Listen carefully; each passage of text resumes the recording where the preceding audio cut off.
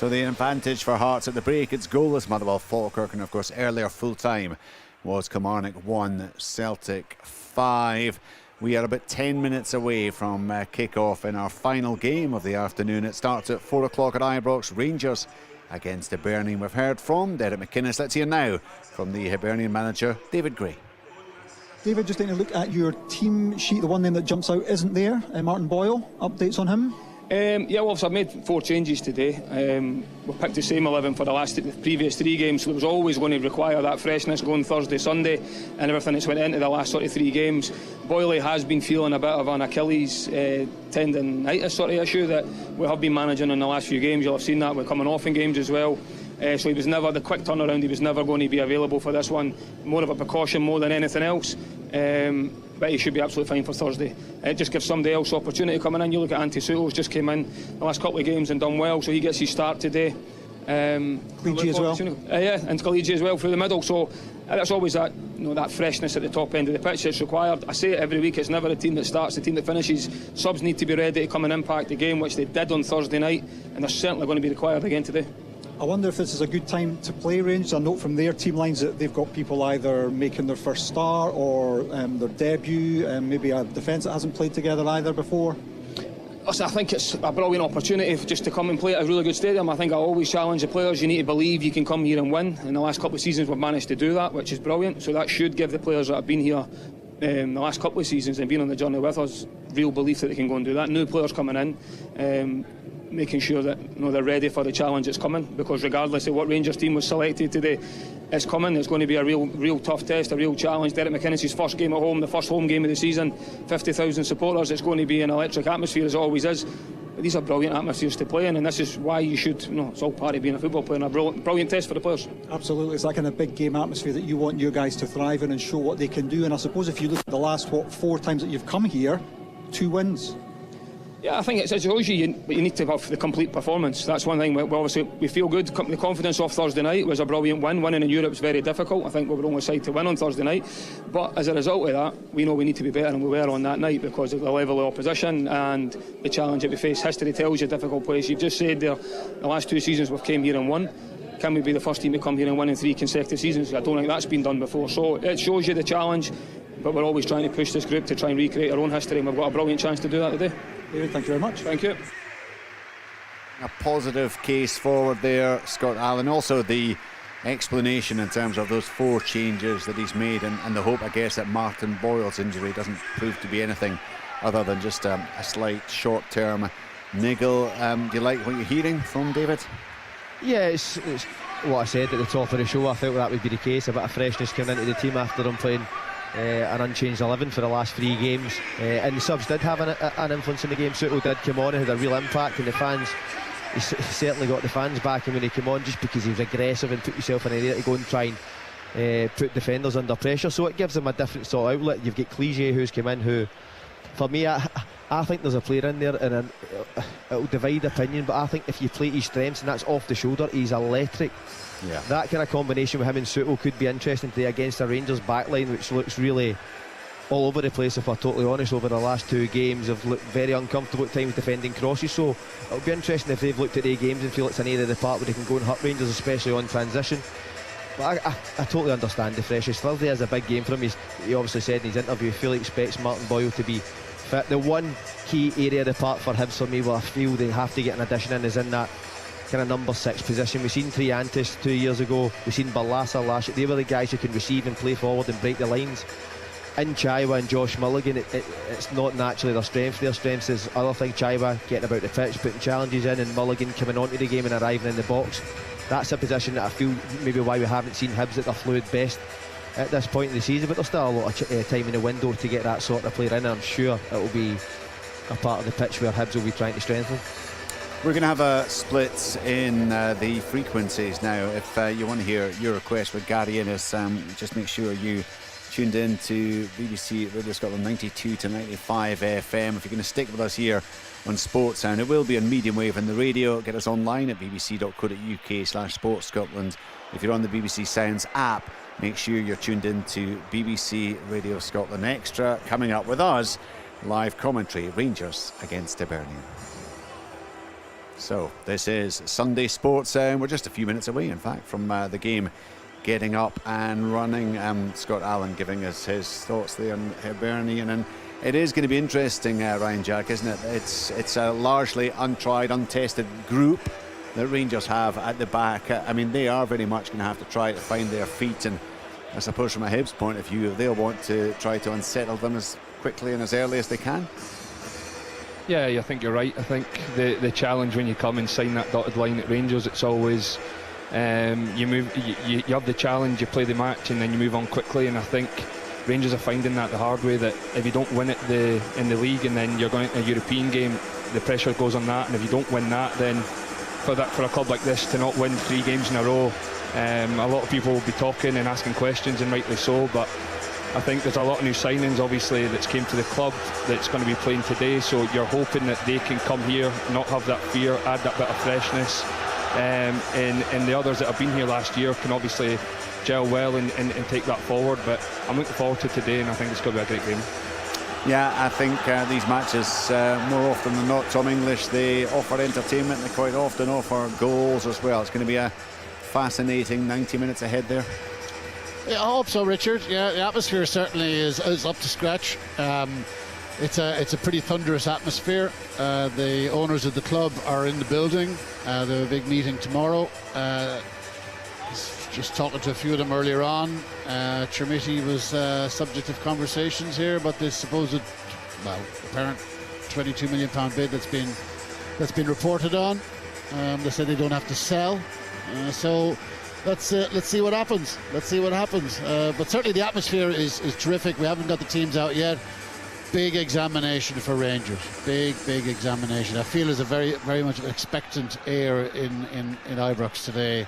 And Hibs, well, they've got nothing to lose. I think they've got they're a dangerous side at their best. At their best, Hibs can really cause trouble for Rangers today. And certainly with Rangers defending the way they've been, there could be opportunities for Hibs if they're on their mettle. We're heading rapidly towards kick-off in that one. The SWPL Cup was played out this afternoon, the end of the group stage there. Some big score lines. Montrose 9-0 against Hamilton Women. Livingston beat Falkirk 5-0. There was a 3-2 victory for Motherwell away to Kilmarnock. Full details of that at the BBC Sports Scotland website, bbc.co.uk/Sports Scotland. Already we've brought you the 5-1 win for Celtic at Rugby Park against Kilmarnock, featuring a Casper Hu hat-trick. He looked very lively and looked more than capable of becoming a regular goal scorer during the course of this coming campaign. So that's done and dusted. At half-time, remember, Hearts 2, Dundee United 0. Tom Renault and a Calvin Miller penalty early on, and Motherwell 0, Falkirk 0. Highlights of all those games and the one we're about to bring you at 7:15 on the BBC Scotland channel. That's the Sports Scene highlights with Jonathan Sutherland. It's a busy week coming up. As ever, there's the Scottish Football Daily podcast. You can subscribe to that wherever you get your podcasts. There's the SPFL Scottish Football Roundup online, all the action from the Championship Leagues 1 and 2. Get that at some point tomorrow. It's always a great way of catching up on the games, the goals, the big action up and down the divisions. And then on Thursday nights, after a busy weekend of domestic football, we're back to Europe. Some massive games there. You kind of feel it's all done and dusted for Hearts. Of course, having lost out to Benfica by 6-1 in the other game, and the first game in the tie. They look for some kind of pride there, I suppose. Hibernian, of course, are taking on Skendia. We'll have live commentaries over the course of that programme. Gets underway at 6 o'clock. Live commentary, Skendia against Hibernian. And then later, Rangers against Jagiellonia. Updates, Motherwell, Helsinki and Hearts Benfica. And then that massive game in Ayrshire, Kilmarnock against Ayr United, getting the group stages of the Premier Sports Cup up and running next Friday night. So all that to come, and still plenty to bring you this afternoon. Next up, live commentary from Ibrox. It's Rangers against Hibernian with Ryan Jack, Scott Allen and Al Lamont.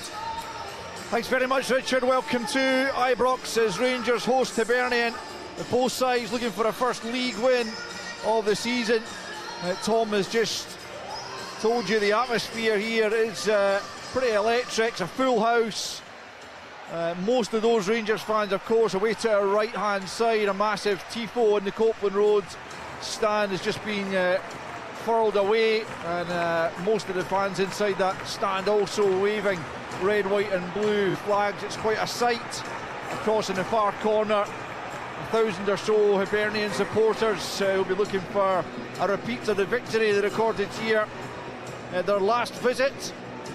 Rangers lost 4 in the bounce post-split, putting paid to their title hopes, and the home side can ill afford a repeat of that outcome if they're to avoid being cast adrift even this early in the campaign.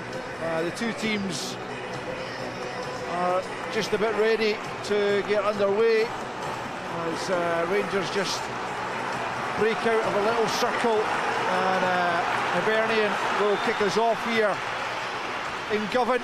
They'll go from left to right as we look at it from the centre of the main stand, just at the halfway line more or less, and it'll be Josh Campbell to get us underway once he gets a signal from the referee, who's Don Robertson, Hibernian captain today by Warren O'Hara.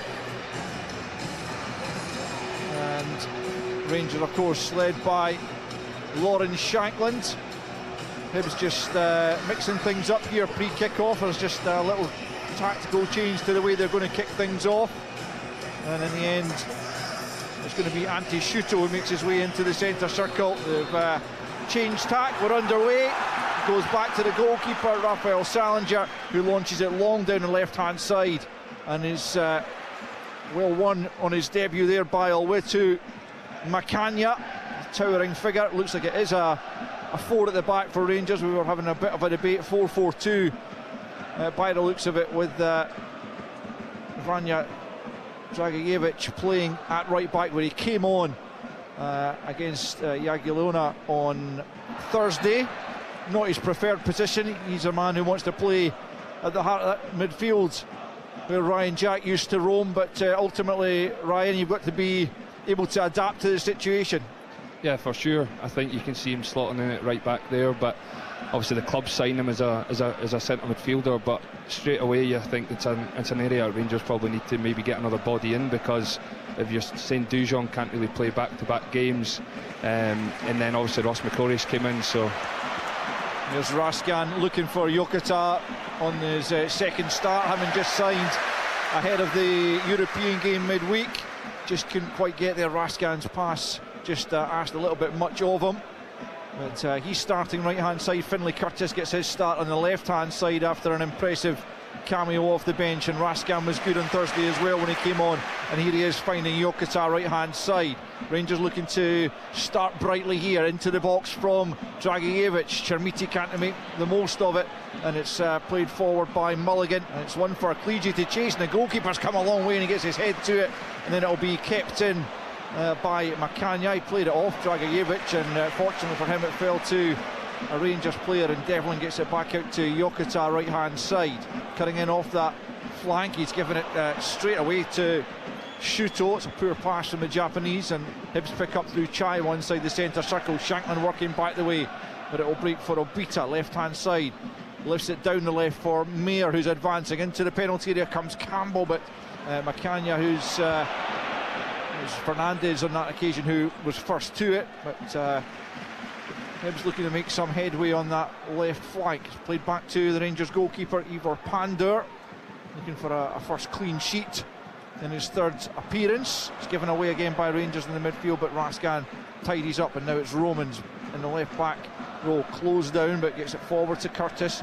Closely marshalled there by Megwa, pulled to the ground by Megwa, and Rangers will have the free kick, and the referee wants a word here with the Hibs wing back, and I wonder, is it too early for a card? Is it too deep in the Rangers half for it to be worthy of a card, Scott Allen? Yeah, for me I think it's a bit early. It is deep. I think Finlay Curtis does really well. His body in between man and ball, manages to get on the outside of Megwa. Just looking at how Rangers have set up there and the way they look a bit, it's been a bit of nerves there in terms of playing out from the back at times, but just rushing things, and that comes if it's not been on the back of winning games of football. And you can see Hibs looking at any time it goes to a full back, trying to lock them down that one side and force them into these straight passes to go and nick the ball and go on the counter-attack. Curtis looking for Shanklin, but O'Hara steps in, knocks the ball out of play on the halfway line. Both managers just at the edges of their respective technical areas. David Gray looking for another positive result. They've won on 2 of the last 3 visits in the league. As played out to the right hand side, Dragicevic manages to get it to Jokita, continues his run. Dragicevic looking to cut it back for Shanklin, who just caught a Hibs heel on its way into the penalty area and didn't find Shanklin ultimately, but Dragicevic looking to keep the pressure on. He's won it, but unfairly, or not perhaps, or the referee has signalled for the Hibs free kick. It did look like a bit of a shove in the back there as Rangers looked to try and start this game. One thing that caught my ear in the Derek McInnes pre-match interview, Ryan, was he said he wanted a confident, aggressive, positive performance to take advantage of this, the 50,000 crowd, and to be fair, Rangers have started on the front foot. Yeah, I think exactly what you need. I think run forward, pass forward, especially early doors, make Hibs defend. Don't let the Hibs defence feel comfortable, and so far they seem to be doing that, and you just like to see them sort of keep on that and don't let Hibs breathe at the minute, because if you let good teams take time on the ball and show good composure as Hibs are now, then they can look like a good team and good players. So Rangers just need to keep pushing. Romans just knocks it back to Fernandez, plays it back to the goalkeeper. Campbell closing him down, but Pandur gets it out to Macania, right hand side of the penalty area. Clige closes him down, the ball comes forward and eventually will go out of play over on the far side for a Rangers throw. We've played 5 minutes, no goals as yet. We'll keep you up to date with the second half scorelines in the games that are still going on. Hearts leading Dundee United by 2-0 and Motherwell 0, Falkirk 0. Falkirk won on both visits in the league there last season. We'll be looking to replicate that. Here's Romans for Rangers, just leaves it for Curtis left hand side, cuts in off the left, gets the little 1-2 from Chermiti, comes forward, Chaiwa steps in. Curtis showed him a little bit too much of the ball there. There's Dragicevic getting out to Jokita once more. Jokita cuts in off the right hand side into Shanklin, tries to spin away from Obita, who gets the ball but just has to knock it out of play. As much as Dragicevic is playing at right back nominally, it looks like he's going to try and get forward as much as possible. Rangers obviously in the absence of James Tavernier after 11 years of foraging down that right wing for them to great effect at times. Here's Curtis on the opposite flank up against Megwa. Gets the cross in from about 15 yards off the byline. It's cut out but only into the path of Chermiti. Then Fernandez scoops out to the right hand side, won't find Jokita. Dragicevic will go and try and tidy up, back to Macania.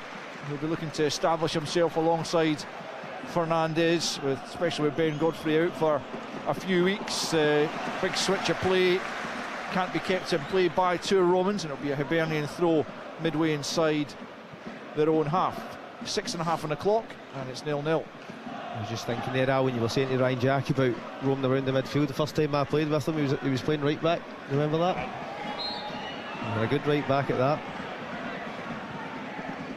It's going to be a Hibernian throw in here. It'll be taken by O'Hara. Down the right it goes. Clige beaten to it by a combination of Fernandez and Macania. Rangers need to be on their mettle defensively, which they haven't really been in the opening couple of games of the season. Kerr finds Obita for Hibernian, out to the left hand side for Mayer. 10 yards inside the Rangers half, plays it forward down the left for Campbell. His attempted cross comes off Macania, and behind for a Hibs corner. Decent play from the visitors. Josh Campbell gives you that threat. He's always looking to run beyond. I just feel if Rangers are in attacking areas, if they don't take care of the ball, the one thing he's good at is arriving in the box, and he does give you that threat. Hibs will have the corner here from the left hand side. Looks like Obita is going to be the man to take this one over in the far corner. So it'll be the outswinger, you imagine, with the left foot from the man who's playing left centre back again this afternoon. Flights it into towards the back post. Up goes Clige, who's not the tallest man. Schutel was in there as well, but Rangers managed to get it clear. Hibs have to come back to the halfway line. Megwa turns it back to his goalkeeper Salinger. Plenty of time to measure the ball forward, plays it down the right, looking for Campbell. Curtis was blocked off well there by Shuto. Quite clever play there by the striker, but Hibs can't keep the ball in that attacking area. Devlin gets his head to it, a little bit aimless though, and it does break for Shanklin rather kindly here. Plays it out to the right hand side. Jokota just has to wait for it to come to him. Mayer's with him. Dragicevic offering the overlap. Infield comes Jokota, knocks it back to Raskan, midway inside the Hibs half. Now it's Romans, out to the left to Curtis. About 25 yards from the Hibernian goal. Raskan into the box now. Away by Obita. Fernandez at the edge of the centre circle, just nods it down to his central defensive partner Macania, who then finds Raskan left hand side in the left back position. Clips one forward, but well away from his intended target. Chermiti, easy one for Salinger to take. 9 minutes in, and it's Rangers 0, Hibernian 0. Referee's stopping play because he's pointing to his ear as if he's heard something from VAR. In fact, he's going to come to the screen here, and I have absolutely zero idea of what this is going to relate to. I wonder, is it something from the Hibs corner? Could it be as far back as that?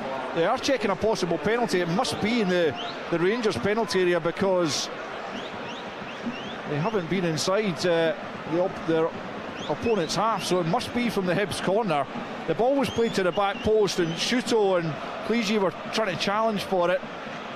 There was no real claims that I could see. I don't know if either of you spotted anything at all. No, never seen a thing. Very strange, but clearly Matthew McDermott has spotted something in the VAR, and now Don Robertson's having a look at the screen. We're about to find out. It's a penalty to Hibernian at Ibrox. Well, and it's a yellow card.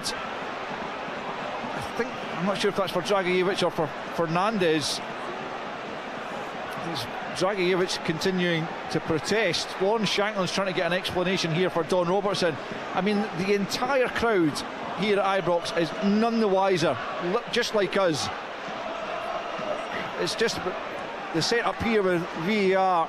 I know it comes down to finance, but no one knows what that is for, apart now from perhaps Lawrence Shanklin.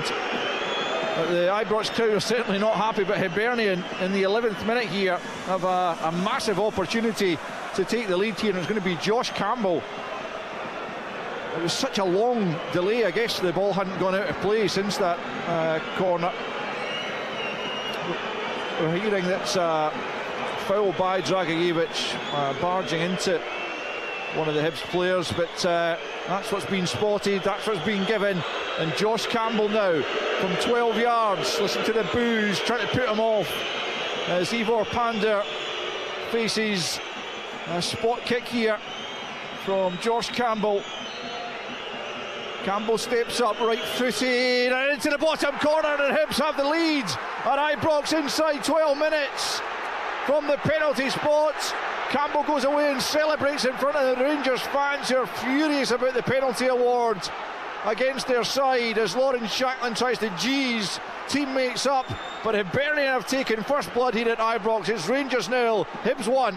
And it's a really confident penalty from Josh Campbell. Steps up, he sends the goalkeeper the wrong way. What a way into the game for Hibs. Yes, as you say, Al, none the wiser at the decision. We think it's Dragicevic who's had a barge in the box. Could be soft until we see it back, but what a start to the game for Hibs, and a way in. And now the onus is on Rangers to go and take the game to Hibs. Well, Ryan, Rangers simply have to pull their socks up and respond to that early adversity. Yeah, for sure. I think, as Scott said there, none of us seen what actually happened. It just looked like it was a big coming together. 3 or 4 bodies in the box. No one actually sees if it's hit an arm or if it's a shirt pull or what's actually happened. But it looked very soft to me. But I think Rangers need to wake up, and that needs to be a...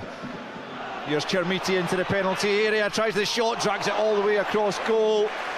And it will be a Hibernian goal kick. Hibs claiming that he controlled it with his arm. He certainly had the arm up, might have been the top of the arm though, as he was played in over the top from Fernandez. Rangers with a sight to goal, trying to respond immediately, but Chermiti, subject of 20 million plus bid from Galatasaray, we understand, but Rangers in no mood to accept it. There's been a goal at Tynecastle. We'll get to Brian McLaughlin, who's watching that one in just a moment. Cammy Devlin plays it back to his goalkeeper. Let's head to Brian quickly. Yeah, it's now Hearts 3, Dundee United now. Claudio Braga on target, a wonderful three-man move. Braga finished it off though, dispatched the ball low beyond Dundee United goalkeeper Jack Walton. Hearts 3, Dundee United 0. Thanks, Brian. Devlin forced to rush here at the back as he slides in and gets it to Macania. He plays it square now for Fernandes, midway inside his own half. Wonderful start to the game for Hibernian, you'd have to say.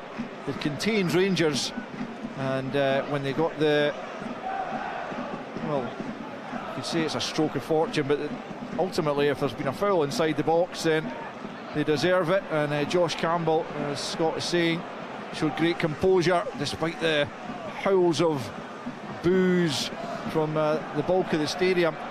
Sent the goalkeeper the wrong way and has Hibs in front in the early stages here as Romans plays it in the channel for Chermiti, left hand side, turns away from Kerr, knocks it back to Curtis here, up against Megwa, touches it back to Raskan, still left hand side, thinks about trying to put it into the area, then decides otherwise, plays it short to Curtis once more, then it comes back to Raskan, he tries to send it in, Mulligan gets something on it, and Chermiti penalised for the challenge on Chaiwa as it came in, and we can tell the home crowd not at all happy with that decision either. And things certainly not going Rangers' way in the opening quarter of an hour, almost 15 on the clock, and it's Rangers 0, Hibernian 1. This now becomes the issue with Rangers' shape in the 4-4-2 against Hibs, who, as we've seen over the course of the last two seasons, when they go in front and they don't need to chase the game, they can drop back into the 5 and the spaces just become really small. You're then looking for Rangers creative players to go and have combinations and give and goes. What we're seeing at this moment in time is it going wide, helping the ball into the box and hoping that it maybe falls to one of the Rangers players. That's where you've got to have more creation, and I know it is an area that Rangers will be trying to improve in. But that is when Hibs now have the lead, they can protect that, and the challenges for Rangers, can they probe, can they find the extra man? Shankman finds Curtis left hand side to run at Megwa here up to the edge of the box, back in field. He was looking for Shankman, but it was behind him, and Mayer's able to pick up and come forward. Now Campbell takes over from him on the left hand side. The goal scorer plays it forward. Macania with good strength against Clige, who's not the most physical players anyway, but it was good defending nonetheless, as Romans gets it to Curtis once more, back in field to Raskan on the halfway line. Rangers trailing by a goal to 0 here, but trying to do something about it as Dragicevic, the man who gave away the penalty, picks up right hand side out to Jokota. Up against Mayer here on the Rangers right flank, comes back the way, Mayer sticking tightly to him. Jokota manages to hold him off, back away it goes to Macania on the halfway line, square for Fernandes, and out to the left hand side here for Romans, close down by Shuto, and back the way for Fernandes once more, about 15 yards inside the Hibs half. Rolls it into, it's a good ball for Shankland. Shankland though can't find a teammate. There's a couple of options there and he couldn't release either of them. Pandur has to come out of his box here to deal with the ball forward, and it's just stayed in play actually, and Curtis is now spinning away from Megwa. He's gone behind him, it's Curtis. Megwa gets back with him and makes the challenge. Don Robertson isn't going to pull it back for the earlier foul. He felt the advantage had been used up by Curtis, and Hibs get away with one because Megwa was certainly having a pull of the jersey. Devlin's done well, gets it to Shankland, back to Devlin on the edge of the box, goes for goal, but it's a tame effort straight into the palms of Raphael Salinger. 17 minutes in, Rangers 0, Hibernian 1. Yeah, I think you could see there Cammy Devlin, it's what he does best. I think reads the game and then gets up on the game, wins the ball back, gets a turnover, obviously falls it to Lawrence, it goes back to Cammy and then he gets a strike away. But yeah, it was a comfortable save, but it just shows you that if Rangers do go after Hibs a wee bit more higher up and get the press right, then they'll definitely create chances off the back of it. Here's Megwa feeding it forward down the right flank. Campbell will chase that, can he keep it in? He slides but can't quite curl his foot around the ball to keep it in play, and it's behind for a Rangers goal kick. Rangers, well, it took them until October last season, would you believe, to actually win in the league at Ibrox, and they don't want to get into that kind of run once more. The fans simply won't stand for that, as Russell Martin found out. behind in the early stages of this one. It's Fernandez bringing it forward. I mean, Rangers haven't played poorly, you wouldn't say, in the opening 18 minutes, but find themselves behind to that penalty kick. At the same time, I think David Gray was really happy with the shape, picking their moments when to go and be aggressive with the press. I think at the same time, as Ryan was speaking about Rangers being aggressive and going pressing, and you've seen Cammy Devlin do that. On the other hand, see if Hibs can make that extra pass. The ball down the side of Romans and Fernandez is on all day, and Hibs have got willing runners. There's Raskan on the halfway line. Clips it out to the right hand side to Dragicevic, chests it down, the Serbian, only 20 years old, coming as a man who Rangers believes got a lot of potential. Fernandez for Devlin, right hand side, forward to Yokota. Up against Mayer here on that right flank, back in field for Devlin. Yokota takes it on once more, in line with the penalty area, goes back the way to Dragicevic, who's forced further back to Macania on the halfway line. Good shape and positioning from Hibernian to make it difficult for Rangers to play through them. Chermiti and Raskan exchange passes right hand side, almost 20 on the clock. Rangers trailing by a goal to nil. Josh Campbell from the penalty spot as it's played out here to Romans left hand side, tries to swing it into the box, well blocked by Megwa. Romans with the header this time. Yokota goes up, he's challenged by Chaiwa, and it's going to be a throw into Rangers left hand side, about 25 yards or maybe slightly more from the Hibs goal line. Devlin takes it quickly back to Fernandez, and once more for Devlin, who also gets it back from Romans here. Now back with Fernandez again. Plays it square to Macania. Dragicevic has come into a central area, but Macania takes it forward and plays it out to Yokota instead. Up against Mayer here once more, trying to take him on, comes in on the left foot, tries to curl it into the box, took a little deflection. Chermiti will go and chase that.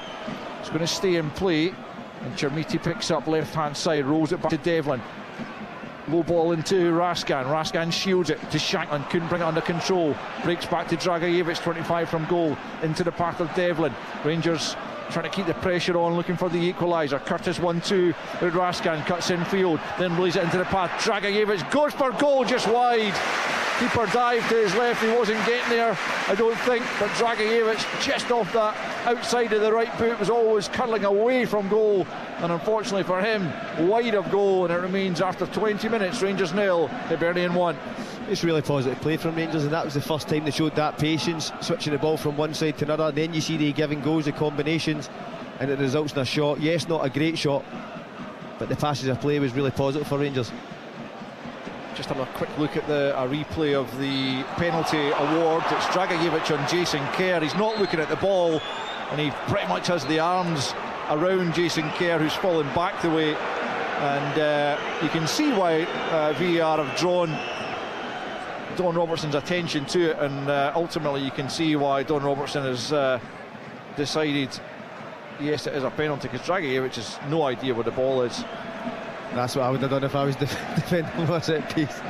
But yeah, you can see why it's given. As much as we didn't see it here, I think they've came to the right decision there. Hibs have a free kick midway inside the Rangers half here. A chance to threaten once more. It's going to be Adam Mayer to take this one, left-footed, curls it in towards the back post area. Chermiti goes up and wins it, and is going to go out for a goal kick. Don Robertson's pointed for, looked like it came off Chermiti to me, but goal kick goes Rangers' way this time. Liam Craig, David Gray's assistant down there, making I think a similar point to the fourth official, because it did look like it came off Chermiti's head. It's a terrible ball into the middle of the park from Dragicevic, but fortunately for him, the ball breaks back to Macania, and now it's back out to Dragicevic. Back with Macania once more, right hand side of his box, and back to Pandur, the goalkeeper. Now Fernandez still inside the Rangers penalty area. He's looking for an angle to be made. Romans eventually gets it as he clips it over, and that's a good ball from Romans for Curtis. Curtis will come forward. Josh Mulligan trying to get back with him. Still Curtis, good ball carrying. Can he find a delivery here? Headed away by Kerr. It'll come back out to the left hand side, and Curtis just lets it go out for the throw in, about 10 yards from the corner flag. Quickly taken to Raskan left hand side, curls it in, looking for Chermiti. It comes off the Hibs defender. It'll be a Rangers corner. Kerr getting there just before Chermiti. Good defending, 23-inch, still Rangers 0, Hibs 1. Yeah, I think for me it was a great sort of build-up attack there. You see Pandev just playing it to Fernandez, out to Romans, then break the line. Romans just skips by a Hibs player, gets at the channel, Curtis breaks. That's the kind of spaces that I think Rangers need to find consistently to create chances. Curtis over this corner kick. Another goal at Tynecastle, which we'll hear about in a minute as Curtis sends it in. Hibs get it clear. Rangers will try and gather. It's Romans picking it up here, sends it back in towards the penalty area. Fernandez still up there, gets a flick on. Jokota now right hand side, tries to spin away from Mir still with him. Jokota gets to the byline, he's squirmed away from him. Can he find the pass? Oh, it's off the line from Megwa.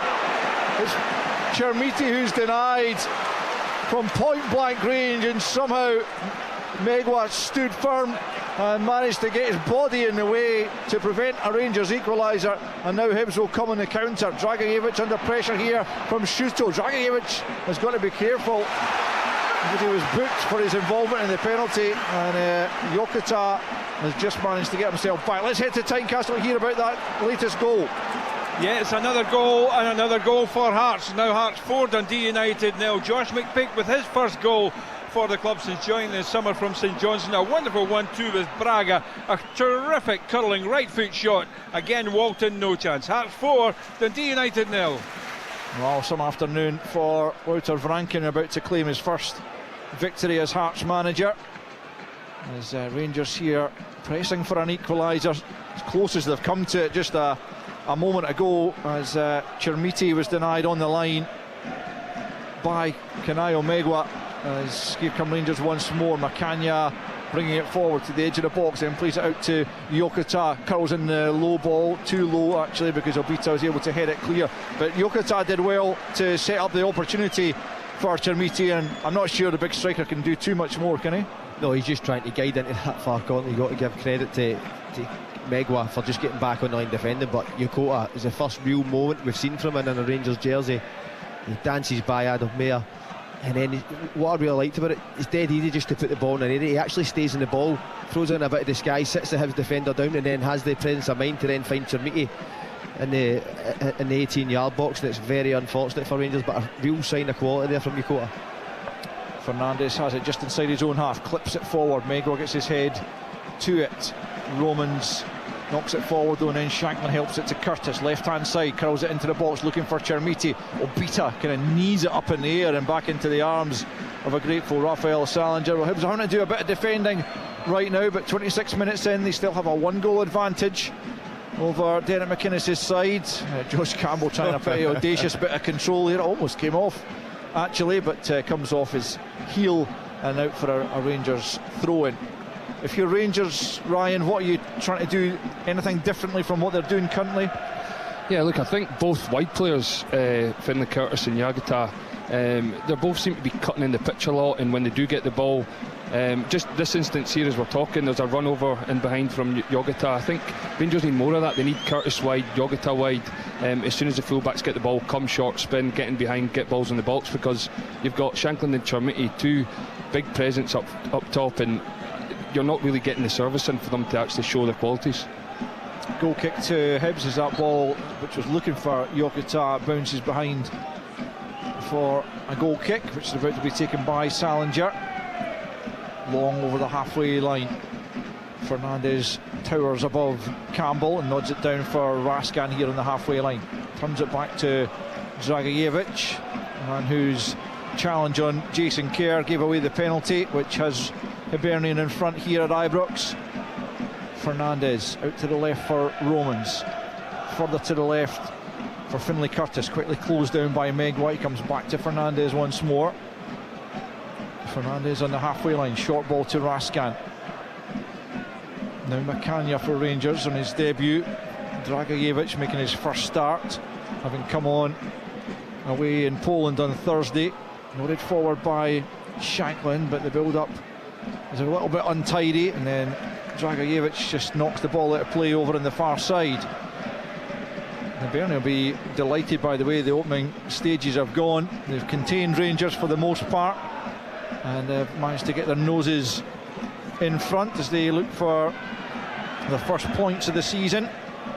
2 wins and 2 defeats in all competitions for them. But beaten on the opening day at home against Motherwell, a game Scott and I took in. Motherwell very impressive, probably just a bit deserving the win, albeit it came relatively late on, that winner. It was a strange game at times though. Hibs in the first half looked good without really threatening, and then you think they're going to go and get the winner, and Motherwell come up with just a brilliant team goal, one of the best team goals we'll probably see all season, and that was enough to win the game for Motherwell. But much more disciplined performance from Hibs today. Yeah, still 0-0 Motherwell Falkirk in the second half now. 4-0 Hearts after Celtic winning by 5-1 down at Kilmarnock earlier this afternoon.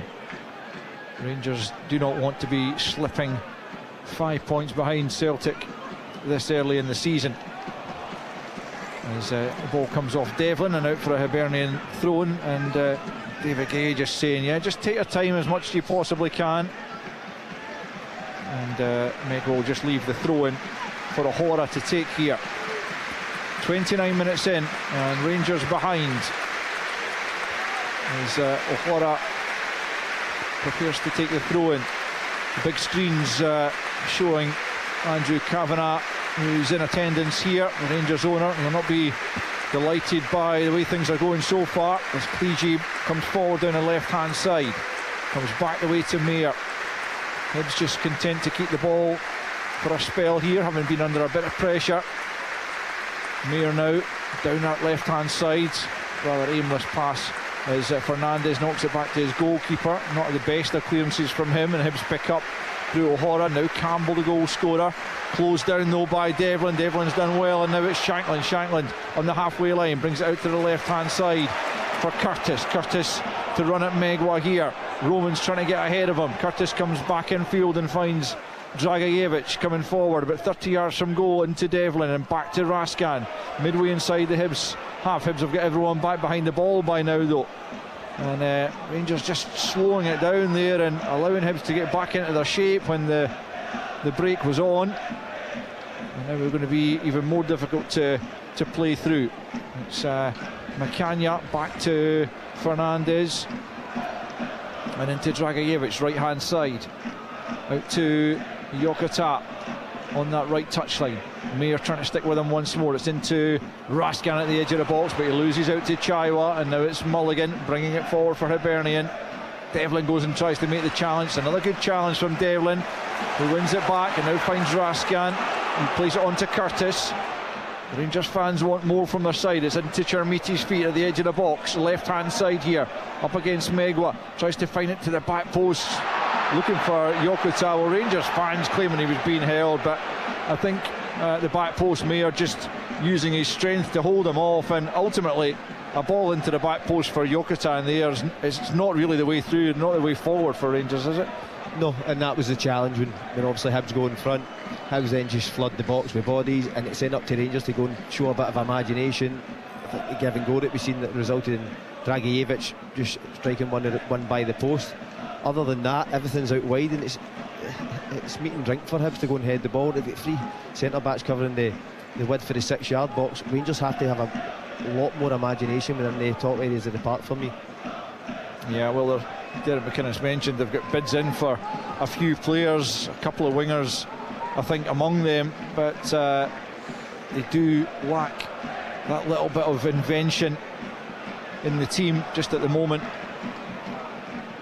A little spark that can create opportunities for the likes of Shankland and Chermiti, who can certainly tuck them away if chances come.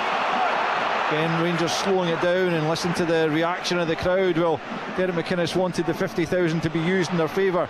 Chermiti plays the 1-2 with Shankland. Chermiti tries to play it back in, looking for Shankland again. He might have gone for goal there himself, trying to be unselfish, but didn't come off. And Hibs managed to clear their line. Still 32.5 in, and it's 1-0 Hibernian leads. Rangers trying to come again here. It's Macania on the right hand side. Charging forward out to Yokota, right hand side now. Up against Mayer once more, trying a little bit of trickery here, the Japanese winger. Onto the left foot, and then checks back onto the right. And Mayer gets back at him, just knocks it behind for a corner, but that's better. That's more what the Rangers fans want to see, as you can hear from the reaction here. 33 in, Rangers 0, Hibs 1.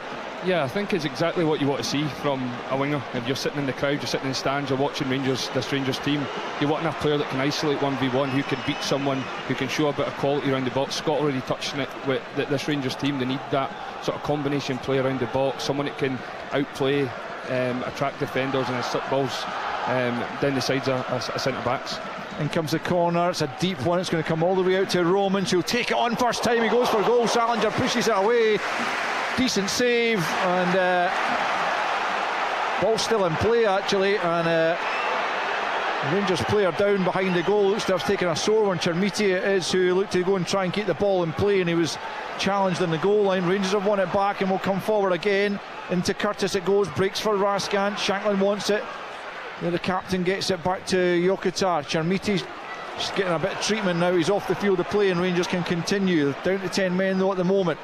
Romans, who denied a moment ago, gets it to Curtis, back to Devlin, into the feet of Raskan, just inside the box, goes down. Referee has a look at it, says there was nothing wrong with it. Then Devlin's penalised for his challenge on Shuto, but you can hear again the reaction of the Rangers fans.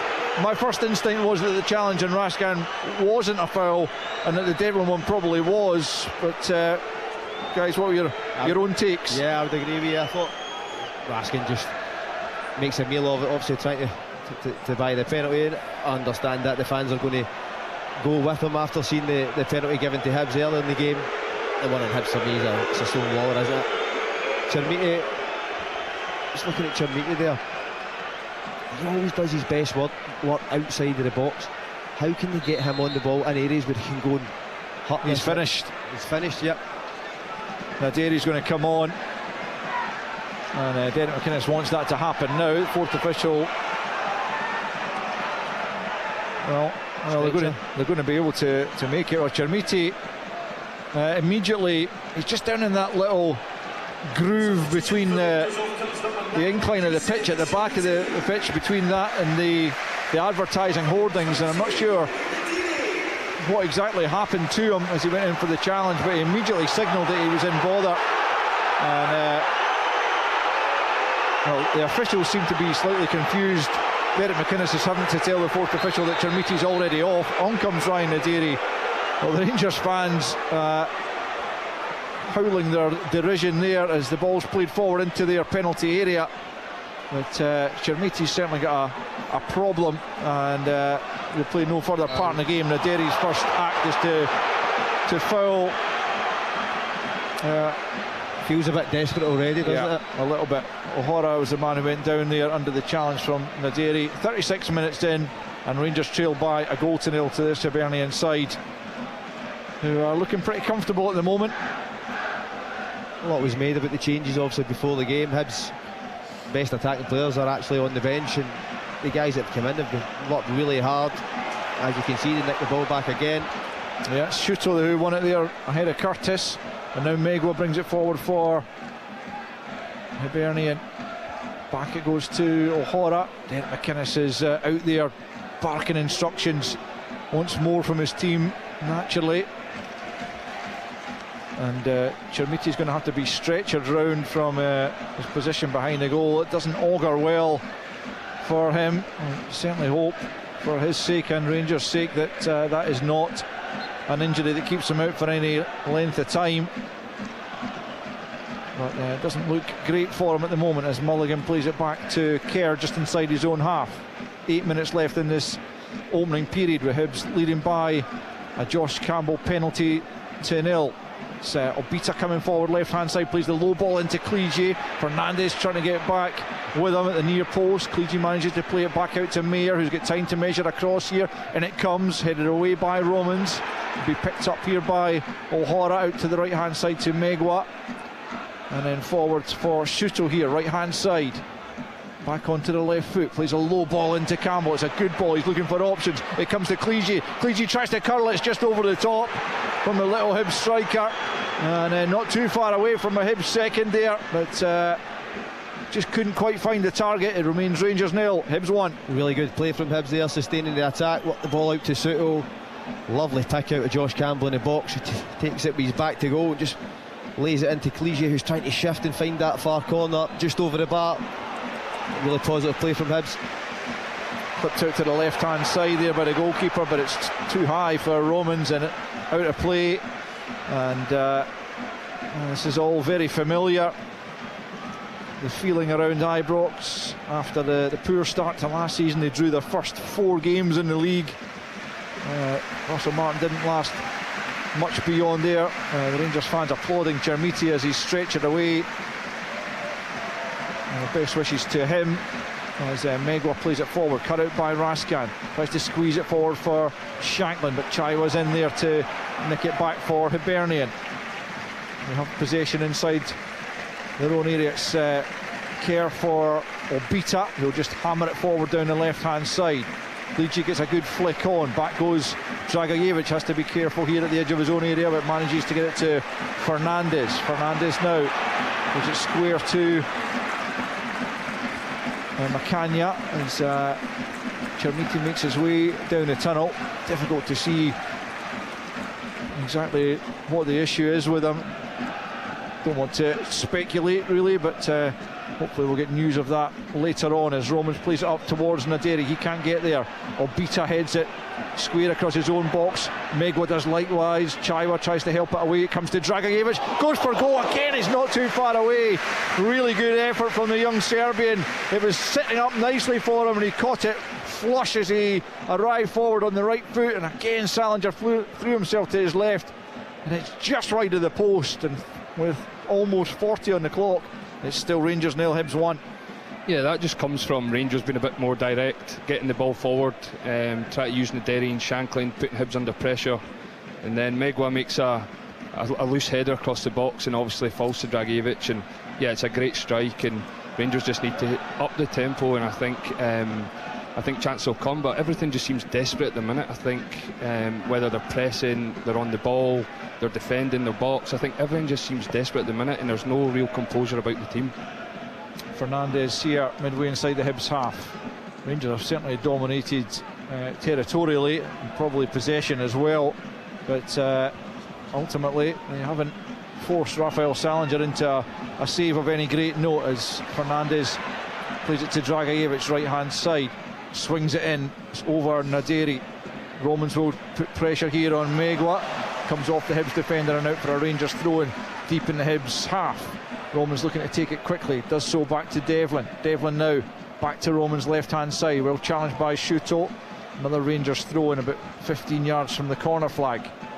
Rangers looking for a leveller before the interval. That would change the mood around Ibrox, you feel. But it's a little bit downbeat just at the moment, with Hibs leading by that Josh Campbell penalty 2-0, which came after just 12 minutes. Here's Yokota, who's looked bright when he's got on the ball.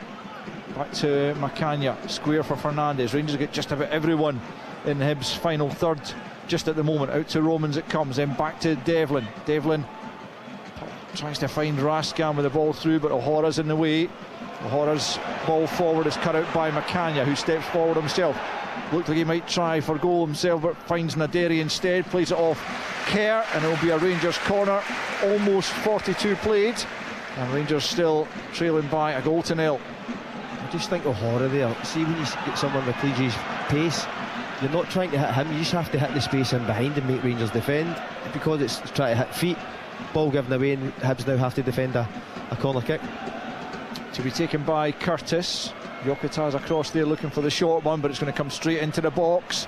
Well defended, comes back out to Curtis right hand side. This time it's back to Yokota on the edge of the area. It's going to go for goals, well blocked by Mayer. Dragojevic this time picks up on the rebound, well outside the Hibs box though. Out to Roman's left hand side, and now Macania up in the left wing position. What can he produce from there? Rolls it back to Romans, who swings it in to the back post area. Up goes Clige to win the header back there. Comes to Yokota, now Devlin, but 25 yards from goals. Slowing down again, back to Dragojevic. Curtis comes in, asks for it. Dragicevic though plays it out to Jokic, right hand side. He tries to flight one into the penalty area. Naderi knocks it down. Fernandes takes a swing at it, comes to Devlin. It's over the top, but the free kick had already been given for a challenge on the Hibs player inside that penalty area. And the pressure is lifted once again on the Hibs backline. 2 minutes till the break. It's still Rangers 0, Hibs 1.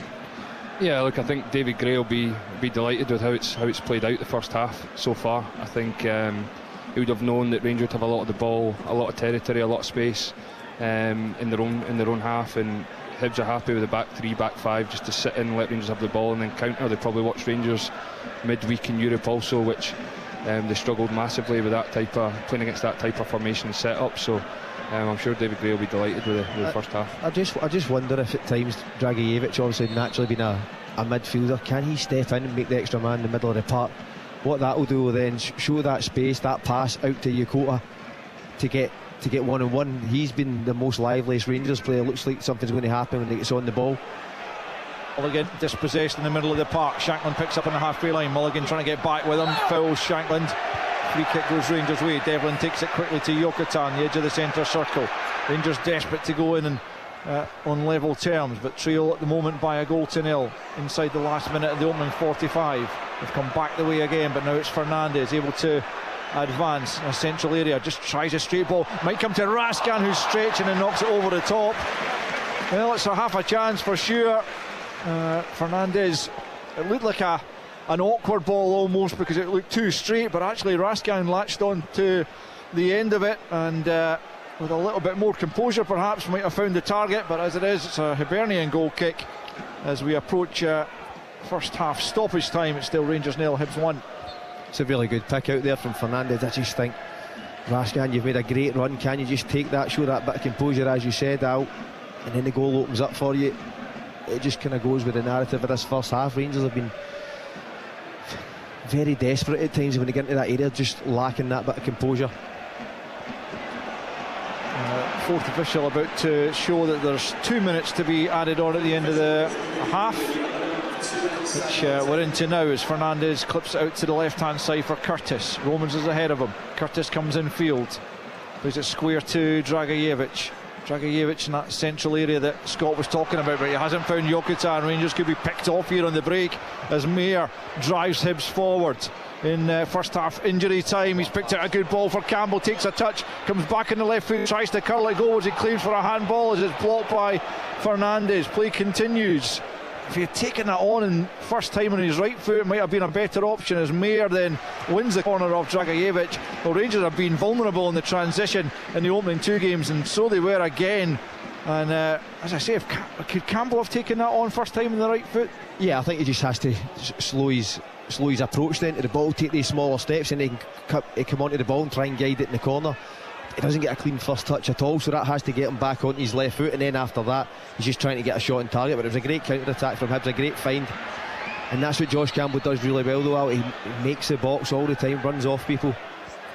He's going to take this corner kick. He's in no great hurry to do so into the final minute of stoppage time. Near post ball flicked on by Obita. Stabbed goal was by Kerr. It's blocked and then just wide by Shuto. Just taking a nick off a Rangers player on its way.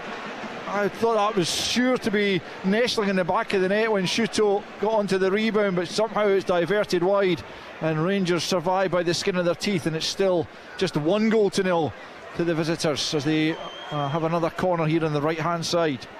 I know we only get one look at it, but that must have been a fantastic block from someone who's managed to get in the way of that. Looked certain for a goal. Corner kick then.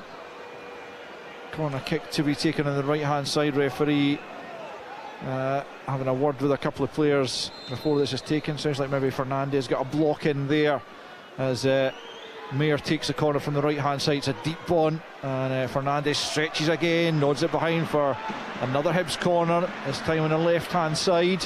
And it's Rangers holding on at the end of this first half to ensure they don't go in 2 goals behind, and there's no time for the latest Hibs corner.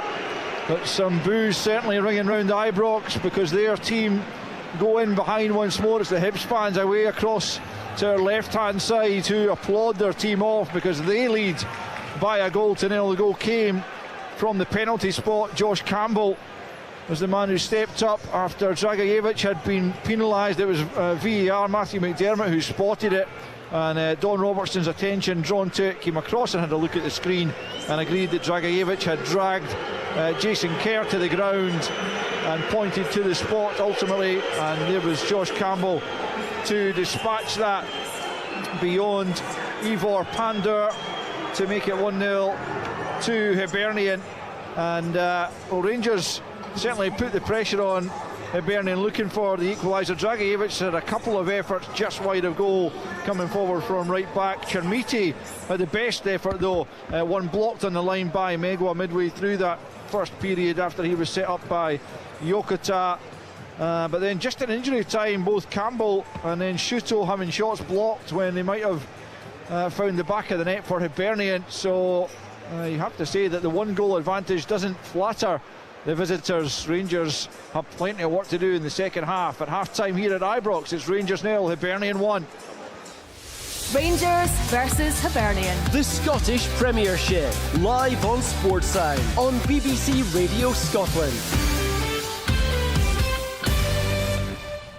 The Saturday Show, every Saturday morning from 9. A no-nonsense, straightforward and logical proposition. The Saturday Show on Saturdays. But also on Tuesdays, if you wanted. I mean, any day of the week, really, because you can subscribe on BBC Sounds and listen to The Saturday Show anytime. But it's still a simple, unequivocal concept. Making sense of the week's news, previewing the weekend sport and music worth getting out of bed for. The Saturday Show with Amy Irons and Stephen Mills. Saturday at 9 a.m. on BBC Radio Scotland and Sounds. This is Sunday Sports Sound with me, Richard Gordon. Half-time at Ibrox, 1-0 Hibernian. It's full-time now at Fir Park. Amy Canavan.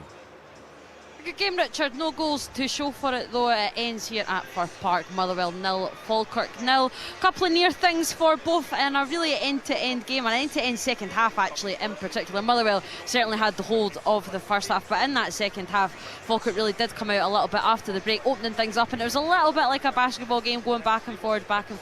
In the first half, Ibrahim Saeed smashed the crossbar for Motherwell. That's probably the closest that they came, while Ethan Ross, who, remember, was that late addition to the starting lineup actually after Joe Gardner was injured in the warm-up. He was really influential for Falkirk actually, and really proved his worth to be named in the starting 11. He and debutant Finlay Barbrook was the biggest threats. They were the biggest threat, for John McGlynn's side. I'm just watching Falkirk players and staff applaud their fans to my far right at Fir Park. I think they'll be fairly happy with what they saw, given the way that things went last week against St Mirren. Really disappointing, John McGlynn not hiding back from that, hence making so many changes. A lot more like the Falkirk that we saw last season. And yet again, as I've been saying throughout the day, this Motherwell side just really picking up rather seamlessly from where they left off last season. They'll probably be a little bit disappointed that they didn't manage to get that goal. They did have the better of the chances, but the unbeaten start to life as Motherwell manager for Alfred Johansson goes on. It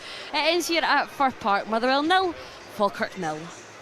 Amy, thank you. Falkirk will be delighted to have got off the board. Maybe a first slightly disappointing result for Motherwell this season, but it does maintain, as Amy said, that unbeaten start to the campaign. 0-0 it finished there, but there were goals aplenty at Tynecastle. All Brian McLaughlin for the home team. They were, Richard. Yeah, it finished Armadillo 4, Dundee United 0 in front of a crowd of 18,602, and a very welcome win for Hearts after a terrible start to the campaign and a terrible start to the regime of Wouter Vranken. It all started though after just 4 minutes. Josh McPake down the left-hand side, playing the ball into Tom Reno, took one touch to control and then fired the ball high into the top right-hand corner of the goal, giving Walton absolutely no chance. The second goal came a few moments later from the penalty spot. Calvin Miller playing it left back today. He stepped up to the spot and dispatched the ball into the back of the net. This after Jamie McCart had been upended inside the box. It took VAR to intervene, but the penalty was given and Miller made no mistake at all. Then into the second period, Braga was on target this time. Again, McPake involved, playing through the ball to Kerjota into the path of Braga, who with a reverse shot into the bottom right-hand corner. And then number 4, again McPake with a 1-2 with Braga. This time McPake himself making giving the keeper absolutely no chance from close range. United had chances, particularly in the first half, with the striker Lachlan Rose, a couple of headers that was cleared away from close range, and then Zach Savsford also had a couple of chances in the second half, but Braga also hit the post for Hearts and had one cleared off the line. Hearts are off the mark, Richard. It's finished out of Midlothian 4, Dundee United 0. Yeah, much better for the Tynecastle outfit, much more like what we saw from them for a large part of last season. Hearts 4, Dundee United 0, Motherwell 0, Falkirk 0. Earlier it was Kilmarnock 1, Celtic 5, and we're midway through. Rangers against Hibernian. Josh Campbell's penalty has Hibernian in front. Ryan Jack, what have you made of the Rangers' performance so far, and indeed Hibs, and how they have repelled the attacks from the home side? Yeah, look, I think Rangers, it's been disappointing. I think they've huffed and puffed, and a lot of the chances are coming from going wide and just hopeful balls into the box. I think Scott touching it during commentary. I think Hibs are it's eat and drink for Hibs that balls coming in the box. They're just three centre backs with the 6-yard box. Let Rangers have the ball, sit behind it comfortable. Rangers have got no one who can come and create and play combination play around the box and really suck defenders out, and then Hibs just play on the counter attack. They get their goal obviously from the corner, and then it's a penalty in the score. But I think for Rangers it's been poor again, and yeah, it's a big half-time team talk for Derek again to obviously try and get a tune out the players for the second half. Scott, David Gray will be absolutely delighted, won't he, with what he's seen from his team and how they've coped with the demands of the afternoon? Absolutely, and rightly so. It's been a really good away performance, especially at Ibrox, and you can't look away from it. It's Derek McInnes's first game here as Rangers manager competitively, so it was always going to be a difficult game for Hibs if they didn't start the game well. And Rangers did show flashes, but for David Gray, look at the changes he's made. His best players are sitting on the bench. Look at Eldon, McGrath. Obviously Martin Boy wasn't playing, and Felix Paslak, who's been outstanding for Hibs since he came in. So the guys that came in have been brilliant. They've carried out the roles they've been asked to do really well, and they look a threat every time they go forward.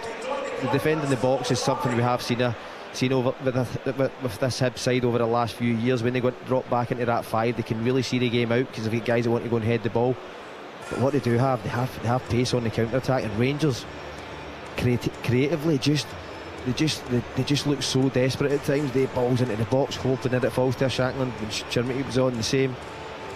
I mean, you're lacking that creative player. These are the type of problems playing against a back 5 when a team comes to Ibrox and goes a goal up. That was always going to be my concern with the 4-4-2, and not having that profile of the player who can really beat a player centrally and then find that slip pass. Raskin and Devlin aren't renowned for that. Their game's about energy. They need someone in there with a better balance who can really find the pockets that could hurt Hibs. But from David Gray's point of view, fantastic, especially with the guys coming in. So really positive. It's going to be an interesting second half. Will Rangers change shape? Will they change personnel? We've seen it over the last couple of games that Derek McInnes is really struggling to find what his best team is at the moment and who his best personnel are. So it's a big 45 minutes for Rangers. Rangers 0, Hibernian 1. Earlier we brought you that victory for Celtic, a hat-trick from Casper, who 5-1 against Kilmarnock. Let's hear the reaction of assistant manager Sean Maloney, who was on media duties. Sean, I think it's fair to say the Celtic fans have a new hero. Yeah, Casper had a brilliant game. So I think he probably had as many chances today as he did against Dundee.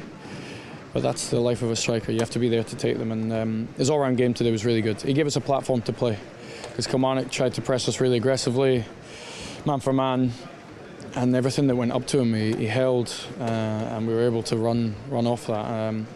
His all-round game today was really good. It wasn't just about him. Obviously he gets the hat-trick, he gets the headlines. I suspect he's going to be getting headlines plenty this season. But as a team performance, how happy were you?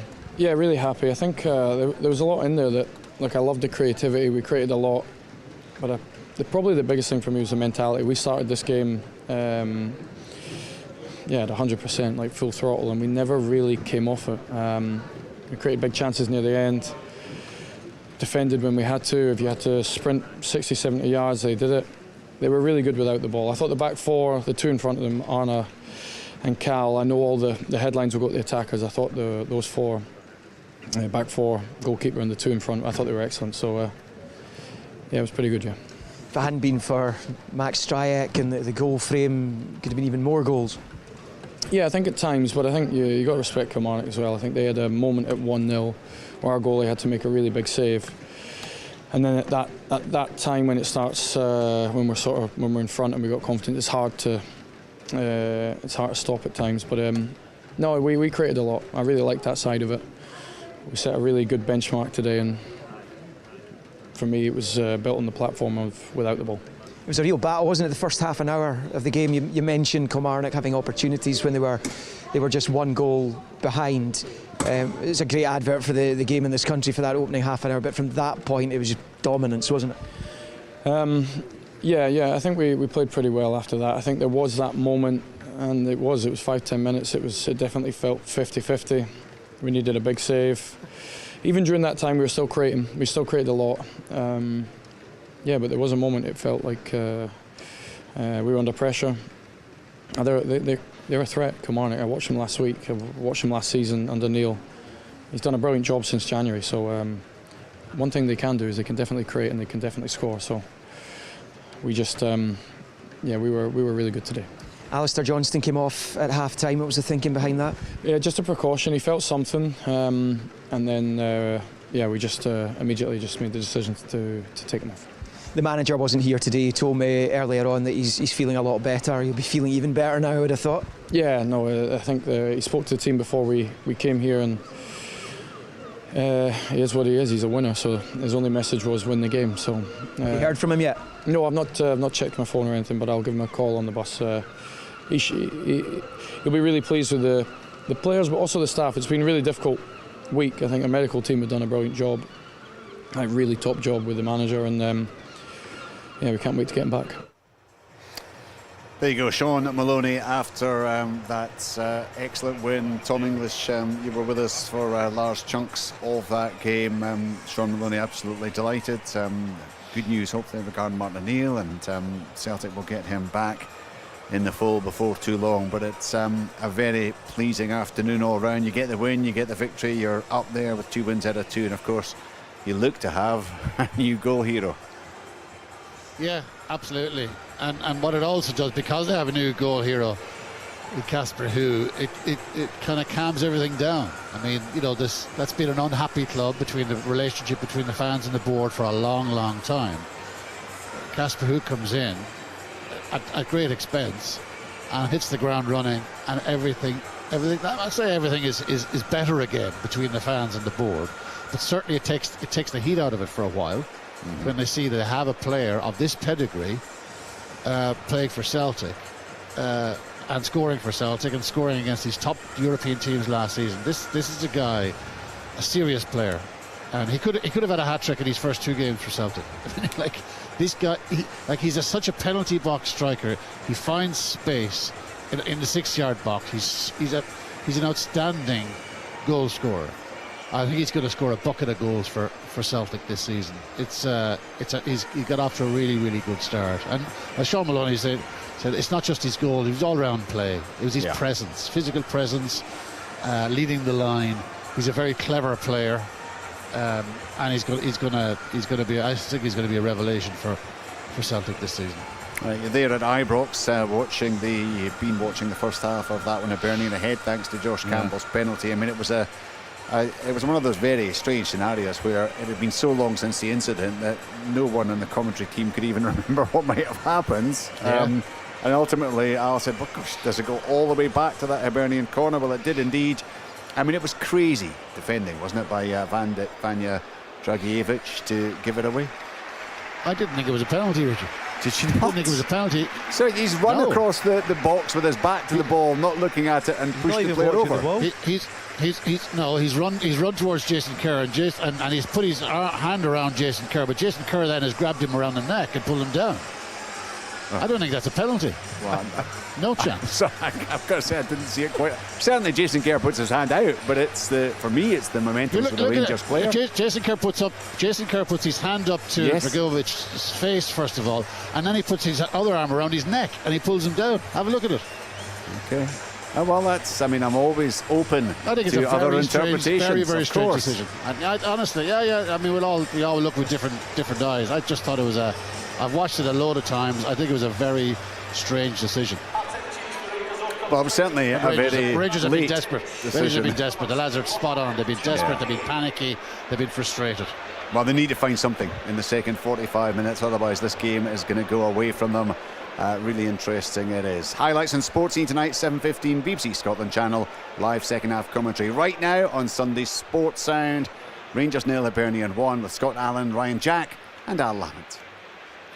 Thanks, Rich. Another change for Rangers, having been forced to replace Chermiti with Naderi in the first half because of injury. They've now replaced Dragajevic with Diamonde for the second half. It looks like Finlay Curtis is going to be asked to play right back, and it's going to be a little bit lopsided for me. Diamonde's not going to go out and play at left-hand side. He's going to be playing more centrally, so interesting to see if that works out for Rangers, but we're back underway anyway, and Rangers are on the attack, but not for long as Hibs hoist it clear. McCann gets his head to it. We saw Curtis incidentally playing there once or twice for Kilmarnock, certainly when he went on loan there second half last season. He'll be looking to do more attacking than he is defending, as there's a late challenge gone in there from Shuto and a yellow card for his challenge on Romans, which was so late that I didn't see it because I was watching the ball, but the referee showing the yellow card to the Hibs striker. Ryan, what of that half-time change then? What do you think the thinking is from Derek McInnes?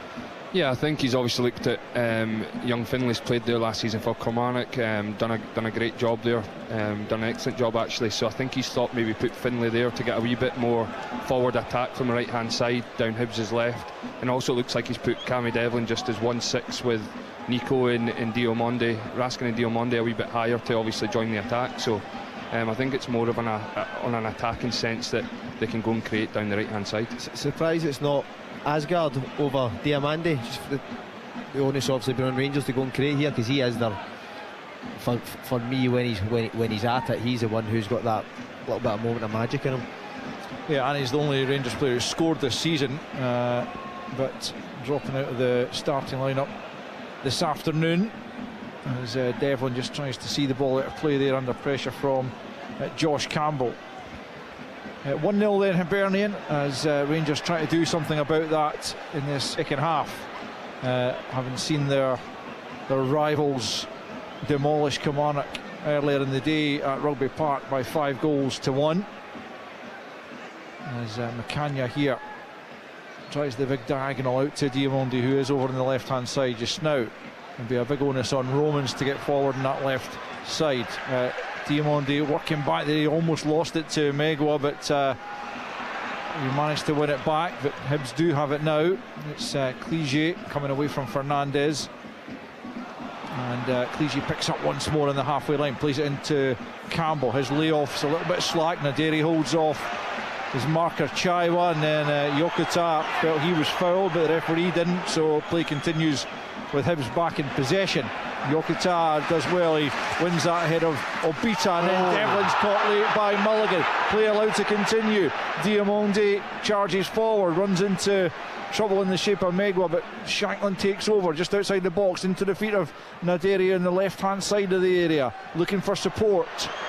Comes in the shape of Romans into the feet back again of Naderi, who smuggles it back to Curtis at the edge, and it's over the top from Finlay Curtis from 20 yards, and it's a word in the ear only from the referee for Josh Mulligan. I thought that might well have merited a yellow card the way he caught Devlin, but the referee says otherwise, and it's still Rangers 0, Hibernian 1. Both teams a bit careless there with the ball at the start of the second half. Hibs are a really promising attack with Josh Campbell, and he tries to pop it first time instead of taking the ball in, being secure with it and allowing Hibs to get men forward. Rangers on the other hand, I know Devlin goes down. I think from our angle it looked bad, but I think the referee was actually in the way of the challenge, so it was hard to tell if he actually made great contact there. Here come Rangers once more. The onus very much, as the guys are saying, is on them to take the game to Hibs here and try and get themselves back, and even a point is not really what they're looking for this afternoon. It's a poor pass from Fernandez looking for Romans, and he's a bit lucky there that Shuto overran it and knocked it out of play. But the slackness within the Rangers team at times is kind of beggars belief. That's just the basics, isn't it? You can't afford to give the ball away, especially when you've got so many players in a forward position. If Hibs are tidier on the turnover there's a chance to break. And that, all it does is just add to the anxiety around the stadium.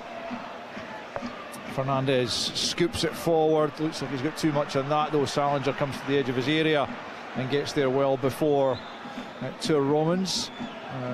5 minutes played in this second period, and still Rafael Salinger has not had a save to make in the game. There has been one off the line from Megwa and Chermiti, but that's the only one of note. No further word, incidentally, on the injury to Youssef Chermiti, which led to him being stretchered up the tunnel, and we will get news to you of that as soon as we have it, as Macania now picks up and plays it square to Fernandez on the halfway line, and back it comes to Macania. The South African takes a couple of touches before he can bring that under control. Curtis now, as I mentioned, playing it right back forward to Yokota on this right flank.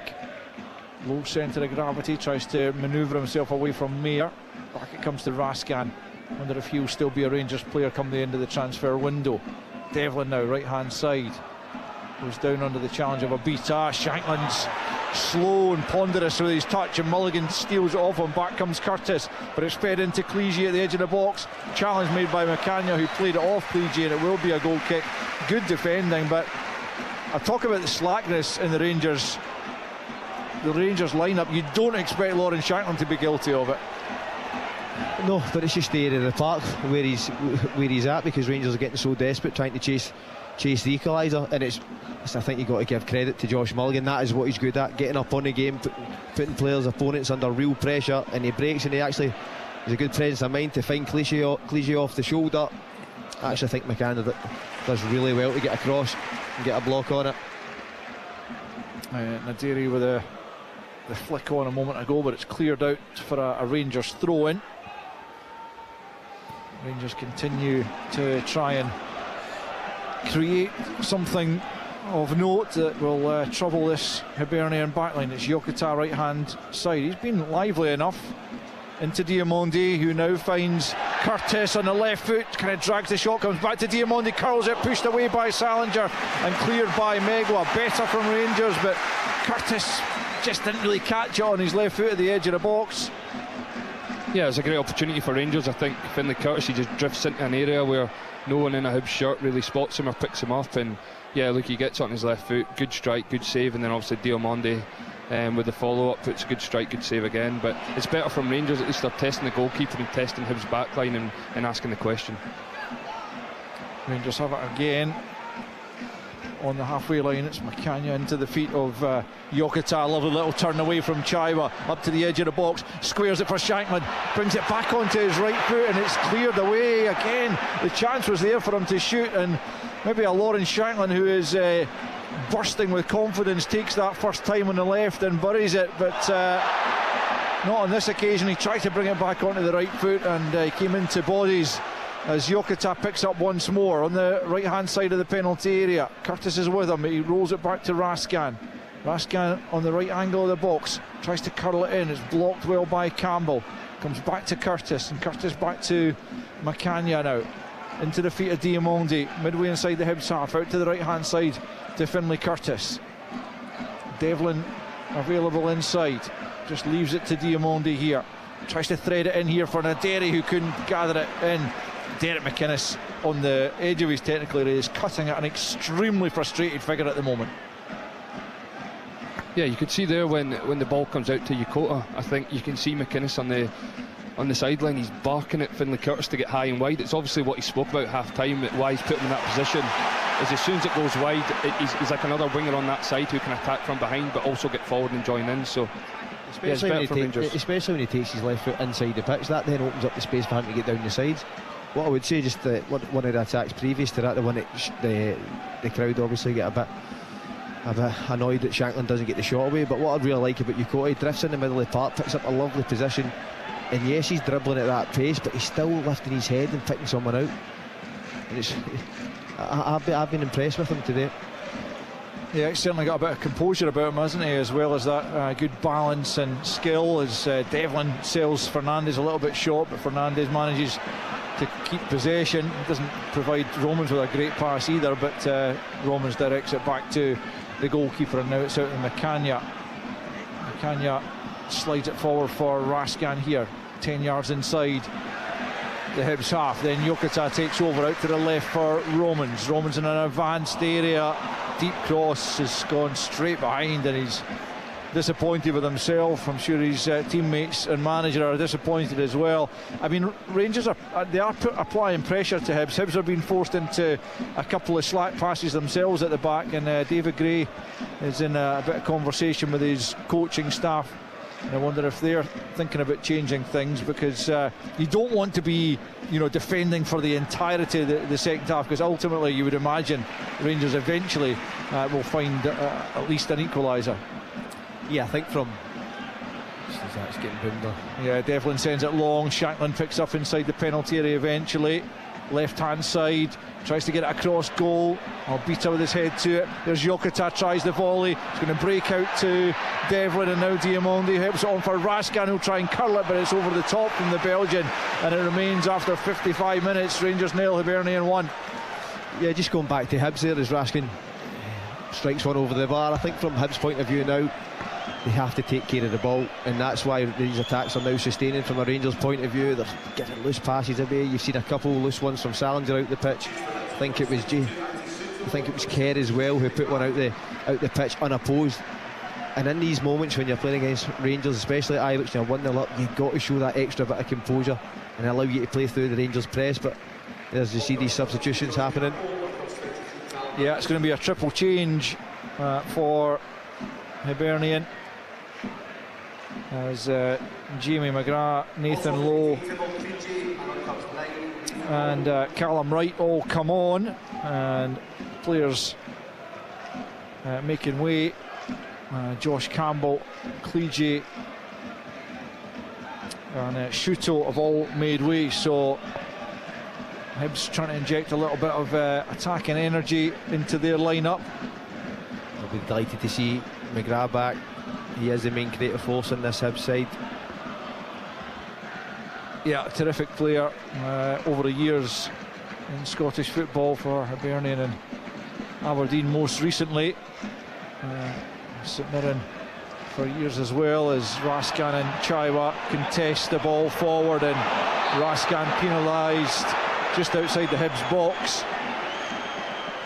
It's the kind of challenge which in the World Cup we certainly saw that it wasn't necessarily being penalised. I think Raskan ultimately has inadvertently stood on Chaiwa's arm in the aftermath, but Hibs allowed to take a free kick when the referee was still coming over to look at the situation, but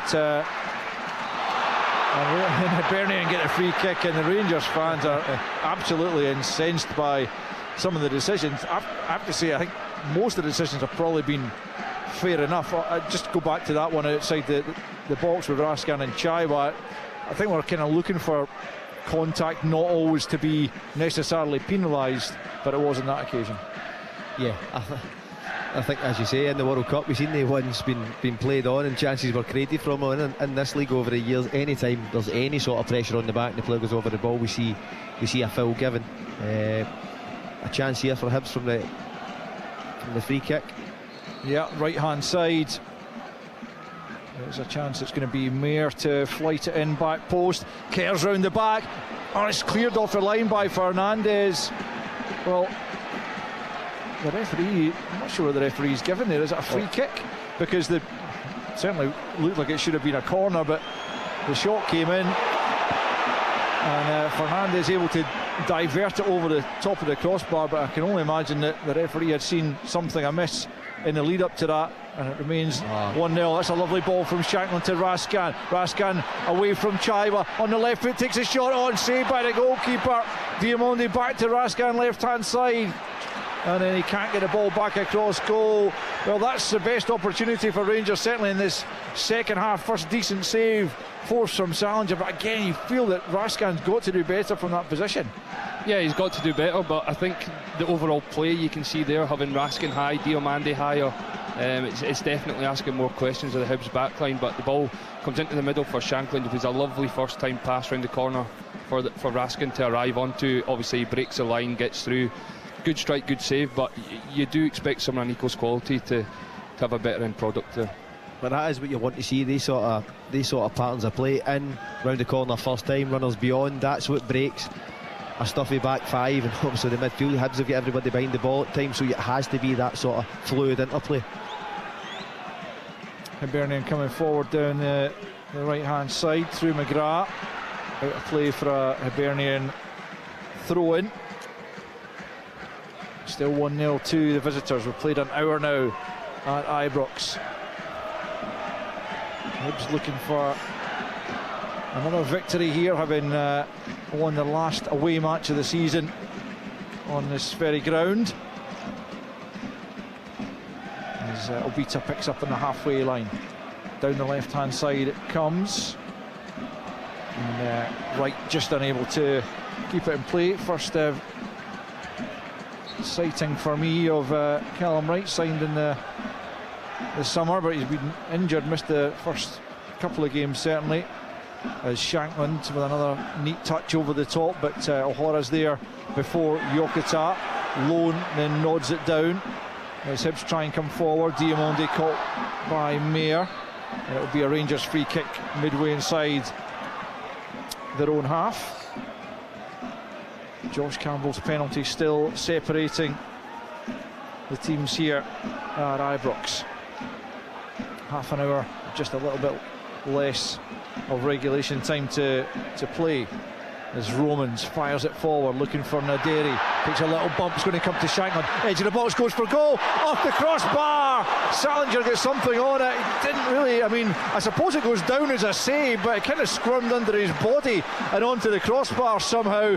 Bounced up as Shankland came close to the equaliser, but somehow Hibs survive, and it remains Rangers 0, Hibs 1. Yeah, that just comes from Rangers being more direct once again. We touched on that once or twice in the first half, just being more direct, and obviously Nadiri gets the flick onto Shankland. Great strike, but obviously good save.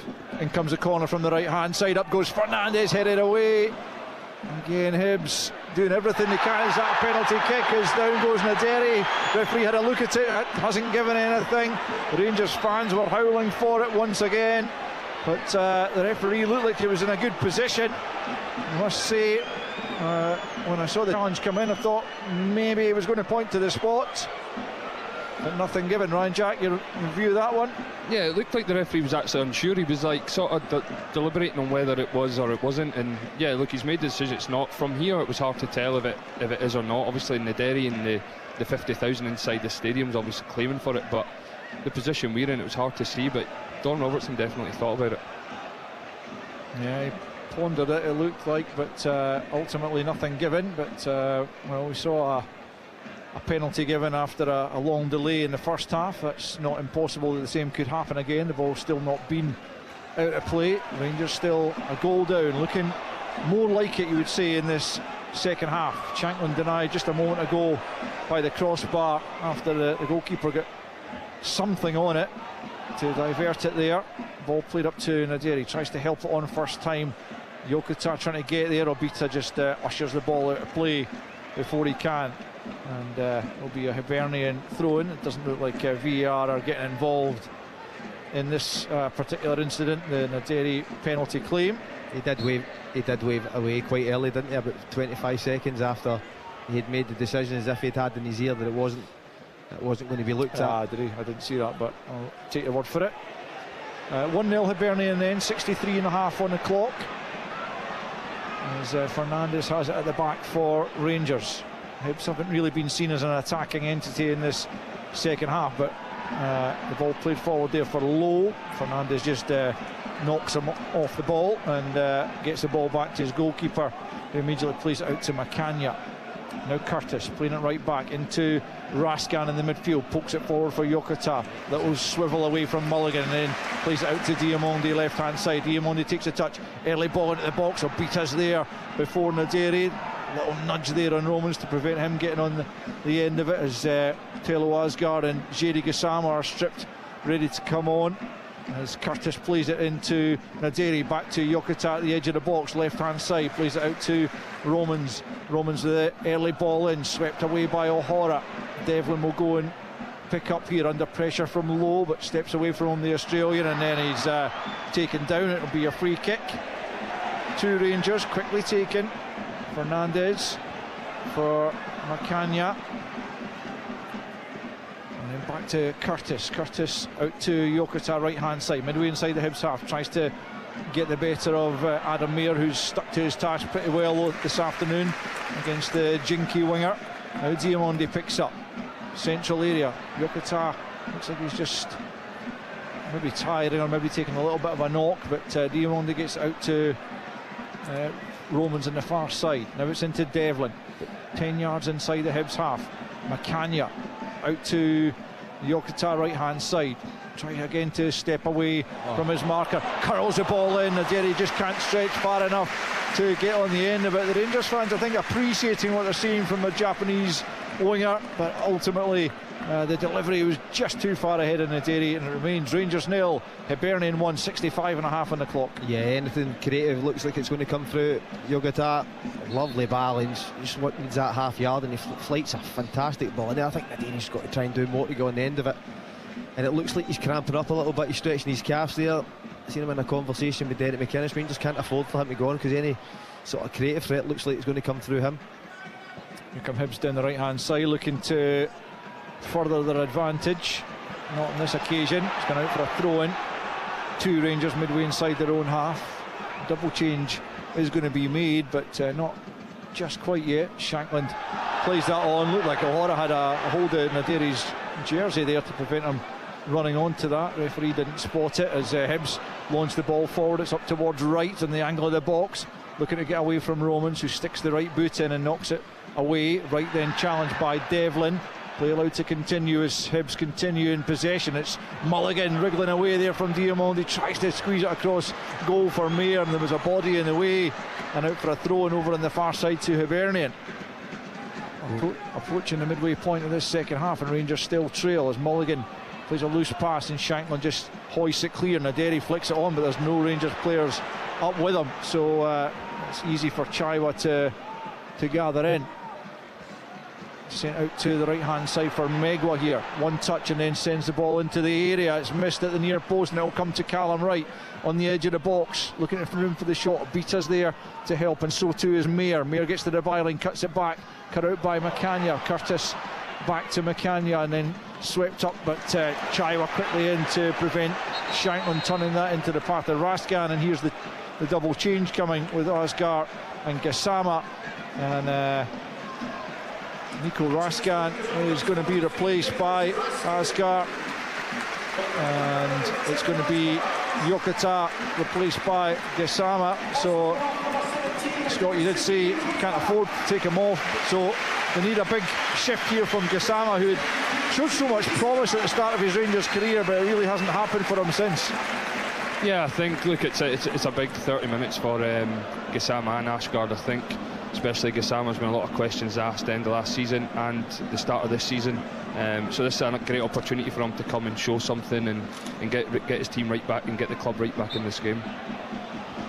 Gassama's gone to play on the left. That's his favoured position. I think we've had that discussion a few times. Yeah. Here he is in that left flank role. Asgard's over there as well. Cross is blocked by Megwa. He's had a good game at right wing back, not least when he stopped the Chermiti shot on the line to preserve his side's 1-goal advantage. Here's Gassama then, left hand side, away from one challenge into towards the penalty area. Has to cut back the way, gets it back to Asgard, left hand side. He curls it in towards the back post. Up went Mayer to get there ahead of Shankland. Shankland still battling away inside the penalty area. Comes to Diamondi, it's blocked. Again, not enough desire, perhaps not enough dig in the shot to find its way through to trouble the goalkeeper. But Rangers are knocking on the door here. 69 almost played. 1-0 they trail as Diamondi threads it, looking for the run of Devlin. He goes down again. The Rangers fans howl. It's come into Naderi. Shanklin, oh, how has that been blocked? Adam Mayer with an incredible saving challenge. I think actually the referee has stopped play for a free kick to Hibs inside the penalty area for a previous infringement. Perhaps Devlin handled it as he got back up, but I mean, quite apart from that, Shanklin's effort wouldn't have counted, but the saving challenge from Mayer, who clearly didn't know that, was incredible. It really was. Yes, it's been brought back, but that's as good as a goal. What a block that is. You think it's Lawrence Shanklin, but 7 yards out, it's destined for the back of the net, and that's everything a manager loves, and that's the sort of last-ditch defending you need to come to Ibrox and get a result. Fantastic. But better from Rangers, Ryan? Yeah, for sure. I think most of the second half it's pretty much been one way, and Rangers have been pushing, albeit they've not had too many clear-cut chances. But look, it's definitely Rangers are definitely pushing and definitely pinned Hibs back. But it's just, as we touched on, I touched on, Scott touched on, it's just in that final third, can someone show that little bit of composure, a little bit of quality to go and unlock that door and get Rangers back in this game, because they're getting in the areas now, but it's just more about the quality when they're in the areas. 20 minutes remaining of regulation time. Rangers 0, Hibernian 1. Asgar trying to turn away from O'Hara, who does well though, and then played forward by Kerr up to the halfway line, and McGrath will just let that run out of play, and then he goes down under a challenge from Devlin. It's a bit late, maybe a little bit nutty from Devlin. I'm not sure exactly to what extent it caught McGrath, but McGrath has certainly gone down. He's still down, and the referee's gone across to check in the situation. Again, difficult to tell from this distance what exactly Cammy Devlin did or how much impact he made on Jamie McGrath, but all this is just played into the hands of Hibernian, who continue to lead by a goal to 0. Take this thing out of the game a little bit. Rangers obviously with their tails up trying to get back into the game. It's like Hibs even at this point. A goal to 0, I still think they have to be brave at times. Just take that, make that extra pass. Don't be too guilty just getting rid of it. Here's Callum Wright down the left hand side. McCanya is with him, he's done well, he's won it back, and he's got the free kick for his side, which will be taken just a few yards from the Rangers goal line. Didn't win a single home league game under Russell Martin here. 2 draws and a defeat, and then a draw with Dundee United under Stevie Smith before they eventually beat Kilmarnock in Danny Rowell's first league game here. That was the 26th of October. Here's Gassama trying to make an impact this afternoon. Comes to Diamondi after Gassama had gone down. Still Diamondi up towards the edge of the penalty area. Asgar, who's been in good goal scoring form, at the edge of the box. Little step over out to the left hand side to Romans. Romans sends it in. Abita is there before Shanklin. Naderi can keep it alive. Abita again with a clearing header, and it will fall for Mayer. Lowe goes down off the ball, and the referee's seen that. It's Fernandez who's made contact with him, and the referee says that'll be a Hibernian free kick in the middle of their half. And again, as Scott said, it just like breaks up the game somewhat, and that is music to the ears of the Hibernian fans, who are certainly enjoying themselves over on the far side of Ibrox. Absolutely, they've seen their team obviously leading 1-0 at Ibrox. What they were really proud of is how they're defending their box at this moment in time. The amount of times a Hibs player manages to get ahead or a block, as we've seen from Mayer previously, and it just takes the sting out of Rangers attacks. They've defended as a team really, really well, Hibs, and you have to do that. Just as the game goes on, more balls are going to come into the box. You have to. We've seen them take the sting out, I think, with free kicks and fouls, but they have to do that with the ball. They have to try and get a bit of possession in this game. It's just going to be relentless from Rangers, trying to get down the sides and ask questions. And over the amount of volume of crosses, at some point someone's going to get free. Well, the law of averages would suggest that, but it doesn't always happen, does it? But 16 and a half to play, and it's still Rangers 0, Hibernian 1. Everyone inside the Hibernian half right now except for Ivor Pandor, the Rangers goalkeeper, as Finlay Curtis has it. Not Chips it back to McCanya, just inside his own half now. He's going to have to go all the way back to his goalkeeper. Didn't have the angle to make the pass to Fernandez, at least he didn't think so. Didn't want to take a chance. Now it's Gassama left hand side, back to Devlin on the halfway line. Square here for McCanya. Finlay Curtis is well advanced in the right hand side, and that's where the ball goes into Shankland. Little 1-2 play, but Obita had read it and moves across, and he'll get there. And he's gone down, and there's no way that's a free kick. I mean, he's got himself back up, because I think he realised there was no way he was getting a free kick for that, and he just knocks the ball out of play in the end for a Rangers throw-in. Yeah, I think that's better from Rangers. I think we're sitting here saying that Finlay Curtis needs to give the width. There was a passage of play before that. He's 5 yards inside the pitch away from the centre-back taking the ball, where Rangers need the width from him. They've obviously took your coat off, and then they need it to be Finlay Curtis that's providing that width and creativity from right-hand side. Shankland battling away at the edge of the box. Diamandi goes down, Asgard's lost it. Cross comes Romans. Paslak's going to come on for Hibernian shortly as Rangers try and build again. Kanya under pressure from low, gets it to Romans, who's in a central area at the moment. He plays it to Asgard. Derek McInnes is still animated there as Asgard breaks free from one challenge. It goes for goal. The dipping effort's just over the top. Really good effort from Asgard from 25 yards, but just wouldn't dip in time. And here comes that Hibernian change. I say it's Felix Paslak who is going to come on, and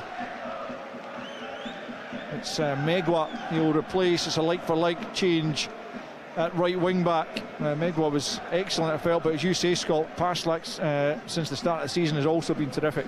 He really has been very aggressive with them without the ball. He's got that energy to get up and down the pitch, and he actually gives Hibs now a threat going forward when they're looking to counter-attack. But just going back to that point, speaking about the width from Finlay Curtis and why it's so important when you're playing against a back five, one of your wide players has to be basically on the touchline for me, because what it does is it moves that back five about. Do I go, do I not go? If it does go, it allows you to create space and pockets to then go and try and play through a low block, which is difficult. But the key to it is sticking to a structure and staying wide and not being ill-disciplined in your position. Jamie McGrath. Yeah, Jamie McGrath, just a snapshot from the edge of the box, brought it down neatly with his first touch and then volleyed it goalwards, but it's wide of the near post, and Rangers have the goal kick. Under a quarter of an hour left of regulation time. Rangers 0, Hibernian 1 as Diamandi slides it into the feet of Naderi, and now Curtis is in an advanced position once more on that right flank. Back to Diamandi it goes, midway inside the Hibs half. Back for Asgard and then Devlin into Fernandez. Devlin once more, just at the edge of the centre circle for McCanya. Everyone joining in the attack now for Rangers as McCanya tries a big diagonal in towards Gassama, who's late arriving in. That's a foul, yeah. A free kick to Hibernian inside their own penalty area for Gassama's challenge there inside the penalty area. Ross McCrory is about to come on, and wonder if that'll be for Curtis at right back. As Hibs prepared to take the goal, the free kick here. 13 minutes left to play. Rangers 0, Hibs 1. Earlier in the day, Celtic winning by 5 goals to 1 at Rugby Park. Hearts 4-0 at home to Dundee United, and Motherwell and Falkirk sharing a goalless draw. Devlin here, forward for Asgard on the half turn, away from Mulligan, out to Gassama left hand side. At the edge of the box on the left, fires it in low, and it evades Shankland and Naderi, and Derek McInnes holds his head in his hands, and sometimes you just begin to feel it is not going to be your day. Rangers 0, Hibernian 1. Yeah, it's a lovely bit of play. I think Fernandez breaks a line to Devlin, beats a Hibs press. Devlin gets in the half turn, great ball through the midfield of Hibs into Asgard, and then he gets on the half turn, get wide, great ball in the box. Naderi should probably be in a position to get the end of it, but it's a great attack, and it's probably one of the first times we've seen from back to front where Rangers are breaking the lines to actually get in a position to create a chance. Goal kick to Hibernian, taken by Salinger over the halfway line. McCrory felt he was being nudged there by Lowe, but nothing given other than the throw in to Rangers. McCrory takes that shot to Devlin into Diamandi, quickly closed down by Mayer. Back to McCrory it goes, early ball forward looking for Shankland. but Kerr's in the way. Diamondi tries a little bit of juggling, but he can't get away from his marker. McGrath battling on the halfway line, steps away from Devlin, and now it's Wright inside the centre circle. Again, Devlin trying to get back at the Hibs midfielder, but Hibs continue. Now Asgard should be able to cut that out, just plays it forward. Shanklin chases it back to Devlin. Early ball forward looking for Nadiri. He's beaten in the jump by Kerr. Mulligan picks up, and then forward by Paslak. Lowe will go and chase that in the right channel for Hibernian. Hibs look to try and get other bodies forward. Up against Fernandez. Fernandez blocks the initial cross, but it comes back to Mulligan, who just tries to dink it to the back post, but it's too high and behind for a goal kick to Rangers. Just over 10 to play, and it's Rangers trailing by that Josh Campbell penalty to nil. It's a good opportunity for Hibs there. Just looking at Mulligan, finds himself in a great position. I don't think he has to be in a rush to just float that ball out for a goal kick. I think if he stays in the ball, he attracts a bit of Rangers pressure. Maybe look for a ball run about the box. McGrath threw the ball forward there and easily cut out by Obita, and then McGrath finds Lowe, and Lowe's just too quick again to try and find Chaiwa, and allows Macania to cut it out. But Hibs could have been in there with a little bit more composure on the ball on the counter as Diamondi picks up on the halfway line. 10 to play. Rangers 0, Hibernian 1. Here's Asgard, left hand side, across goes Wright to close him down. Short ball into Gassama, back to Diamondi, looking for options. One of them is Romans. He plays it back to Asgard, midway inside the Hibs half, left of centre. He rolls it square to Macania. Everyone back in the Hibs defensive third, barring Pandur. Here's McCrory cut in from the right hand side. Ball in, comes back to Asgard. Lovely little touch. Asgard can't quite get away. Gassama tries to curl it near post and is blocked behind for another Rangers corner. Well, the pressure continues to mount, but Hibs continue to hold firm. Yeah, Ross McCrory cuts in on his left foot. Good ball into the box. Naderi just uses his body well. Obviously Rangers get a chance off the back of it, but it's better from Rangers. At least they're putting the ball in the box, they're asking questions. And can they get that goal the last 10 minutes? This crowd will get right behind them, they'll come with them, and then it gives them a platform to go and get a winner. But right now they just need to break that Hibs back five down. Gassama's near post corner is not behind for another corner, and this time I think Asgard's saying he'll go and deliver this one. 81.5 on the clock.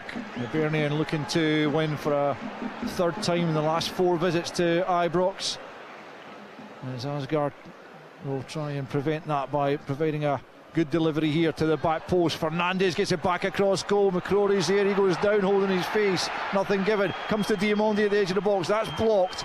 McGrath gets it clear. Diamondi is beaten to it. Here come Hibs on the counter. It's Adam Mayer leading it. Back goes Devlin. Good sliding challenge. Plays it off Mayer. That should be a Rangers throw in. Indeed it is. And Ross McCrory's still down inside the penalty area as the referee signals he's going to have to go and check to see what happened there. He's going to have to check at least to see if McCrory's okay. And again, Rangers, Alan McGregor's out there, part of the coaching staff now, and he has added his voice to the claims that there was perhaps a penalty claim there, but again, so many bodies in the box, isn't there? It's hard for us to tell, but it was a great break from Hibs, wasn't it? Adam Mayer gets there before Macania, and you got to give credit to Cammy Devlin doing what he does best, recovers really well and wins his team a throw in and gets them back on the front foot. It's a big end to the game for both clubs here. Hibs have to try and hold on. I think they've defended their box fantastic. You've even seen that there. They're just getting their head, but it's a knee clearances at the right time, and Rangers just trying to find a way back into this game. It's once again though, Scott, it's Rangers have put themselves in a position again at home where they've not done enough up to this point, and then it gets to the last 10 minutes of a game, you're throwing everything at it. Derek's making changes, they're putting more bodies in the box, and then you're open to counter-attacks, and if you just probably more the first 60-70 minutes of the game, then you're probably not in this position. I think that comes though from how they're set up at times, though. They're not really set up to have real control throughout the course of a game, and anything that you can kind of see that looks deliberate to get your best players into areas to go and create chances. It's all, a lot of it is off the cuff. I think we could certainly see that. You're looking at Yokota in the first half, it was all down to him 1v1, can he get a half yard and then find a teammate. He's done that, but nothing consistently. Rangers are going to restart with the throw in. Ross McCrory's recovered. They'll come back on just shortly. We've got 6 minutes plus added on time left to play. Rangers 0, Hibernian 1. Rangers' home record last season was not good enough for a side hoping to challenge for the title, winning just 11 of 19 here in the league, 5 draws and 3 defeats. They're heading for a defeat in their opening league game of the season here unless they can do something. Asgard picked up on a loose pass out from the back, and now it's Gassama inside the area trying to take it to the byline, flashes it across goal, it's the equaliser. Rangers are level. I think it's Lawrence Shanklin who's turned it home. And at last the Rangers' pressure pays off. Gassama did some really good work on the outside. He tends to prefer coming inside on the right foot, but this time he took it to the byline, flashed it into the middle, and I think it was Shankland who buried it past the goalkeeper. And in the closing minutes at Ibrox, it's Rangers 1, Hibernian 1. Yeah, as you touched on there, I think we said Gassama, it's coming on as a sub. It's massive for him to try and make that impact. We talk about in the back end of last season, the start of this season, can he come on and affect the game? He comes on, gets in a great position, flashes it across with his left foot, and Lawrence doing what he does best, middle of the goal, gets on the end of it, puts it home. But look, it's a massive last 8-9 minutes for Rangers here to go and try and push and get a winner. Just looking at the replay on the big screen, I'm not sure, was it maybe an own goal? It looked like that there from the big screen. I think the way Shankland's celebrated, we thought it was him. But what I would say from a Hibs point of view there, David Gray will be absolutely fuming with that. It comes from pass lack and safe possession of the ball. I don't think he has to make the pass straight into your middle of the park. It's loose and it's countered on, and Gassama and Rangers punish Hibs for that straight pass into the middle of the park. Asgard chasing a lost cause there. Chaiwa on goal. Yeah, Shanklin was certainly lurking, but looked like it came off the Hibs player. And Shankland was certainly celebrating as well, but I think that was more about the relief of getting a goal back. And now, as Ryan was saying, Rangers will look to try and push for a winner, but who's to say that Hibs can't find a winner themselves, albeit they haven't really tested Ivor Pandur in this second half. And to be fair to Rangers, they haven't really, beyond the penalty that was given against them, Hibs haven't really created an awful lot, but they were within minutes of finding another victory here, and they might yet. But here's Gassama left hand side, who has made a difference in fairness to him. Maybe the gauntlet has been laid down. He's won a free kick. He might feel that his Rangers career is on the line unless he can show something to Derek McInnes in these opportunities. And he certainly set up the equaliser, and now he's won his side a free kick which has been taken. It's Diamondi for Devlin, out to Gassama. Gassama forward for Romans. Romans will get that into the area. There's Shanklin with that downward header. Salinger saves. McCrory back across goal, but it's too deep, and no Rangers player can get there. Salinger making a save. I wonder if he maybe made a bit more of a meal of it than was necessary, rather than just gathering it in. But you can hear the Rangers crowd now getting behind their side, looking for a victory here in their opening home league game of the season. As I say, 4 draws at the outset of last season. They don't want to start with 2 draws, but certainly they would prefer the point to nothing, which was what they were facing just until a moment or two ago. Here's Gassama coming in off the left now. Leaves it to Diamondi, left hand side. Romans is there as well. Tries to barge his way beyond Hibs defender. It's knocked out of play for a Rangers throw in. We've got a couple of minutes left of the 90. There'll be a few minutes added on at the end in terms of injury time as well, as the ball's played into Asgard inside the penalty. They can't wriggle away from his marker. Comes out to Devlin though. Left hand side is Romans, midway inside the Hibs half, rolls it into Diamondi at the edge of the box. Then it comes to Asgard, trying to swivel away. He goes down, referee's not interested, and it's stabbed forward. Hibs just looking to cling on, it seems, at the moment. They'll take a point, you would feel, at this stage, as Rangers come again though. It's Devlin left hand side for Gassama once more, still deep in the Hibs half. It's lashed away and out for a Another Rangers throw-in, left-hand side, to be taken by Romans. Owen Elding's going to come on for the closing stages here, and he will replace Mayer. Well, certainly he's been playing left wing back. Elding will just be, I think, asked to try and preserve this point for the visitors, who have played well certainly, but it's Rangers who are pressing for the winner. We've got less than a minute of the 90 to play. Rangers 1, Hibernian 1. Rangers trailed for so long, but back level as the long throw-in comes into the Rangers, to the Hibernian box, away by Chaiwa, returned by Romans. Naderi gets his head to it. Shankland at the edge of the box. Naderi's still there, battling away, but O'Hara gets the better of him, and Paslak gets it further clear. Low nods it down, and now Elding will pick up, and he'll come across the halfway line. Rangers trying to get bodies back. McCrory's there, and he does well, gets enough on it, and now Diamondi takes over. Diamondi up towards the halfway line to Asgar, closely marshalled by Mulligan, out to Gassama on the left flank once more, comes in Fields, gets it to Devlin, 4 to be added on at the end here. We're into that now. It's McCanya out to the right hand side to McCrory. McCrory sends it into the area, it's beyond Shankland and Naderi, and he'll go all the way out for a throw-in over on the far side to Hibernian, deep in their own territory, and it remains in injury time. Rangers 1, Hibs 1. Yeah, I think you can see there, as soon as Rangers score, the stadium gets a lift. I think you can see more energy coming to the team on the pitch. You see balls getting put wide, the tempo of the passing's quicker. But yeah, I think on the course, I don't think Rangers have done enough to win the game. I honestly don't. I think they've got in good areas at times, but probably just not had that quality in the final third, or not had that sort of creation around the box. But as soon as they get the goal here, you see the tempo in the full stadium just completely changes. Yeah, although they were not happy with McCrory going back the way they are when he might have gone forward. Gassama's little flick in the left-hand side for Asgar. Do they have the invention to create a winner? And it comes to Diamondi, midway inside the Hibs half. Diamondi's ball in. Naderi's up there. McCrory nods it back across the penalty area. Asgar tried to lay it off for Devlin. Here's McCanya picking up, right-hand side of the box. Tries to play it into the area. It comes off Chaiwa for a Rangers corner.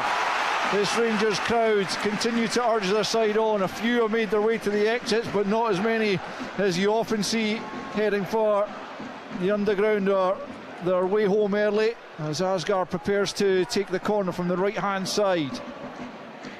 Tello Asgar, the Norwegian international, right-footed into the 6-yard box, comes out to Devlin at the edge, takes a touch, thinks about sending it back to Asgard. Instead he goes short to Romans. Left hand side is Gassama onto the right foot. He's going to go for goal. It's blocked at the edge of the 6-yard box. Gassama really got a hold of that, low effort, but didn't find its way through, and Hibs survive once more, trying to dig the ball out from the back here, and have found Chaiwa, left hand side, the man who's inadvertently got the equaliser. But Hibs have got bodies forward here, and they might yet win it. There's a chance to engineer something here. They've gone for goal. They found it! Oh my goodness, it's Felix Paslak that's somehow sent the ball beyond the goalkeeper, who looked to go down, looked to take an age to go down and try and reach it, and he couldn't do so. And Hibernian have somehow found a winning goal at Ibrox just when it looked like they were clinging on. It is Rangers 1, Hibernian 2.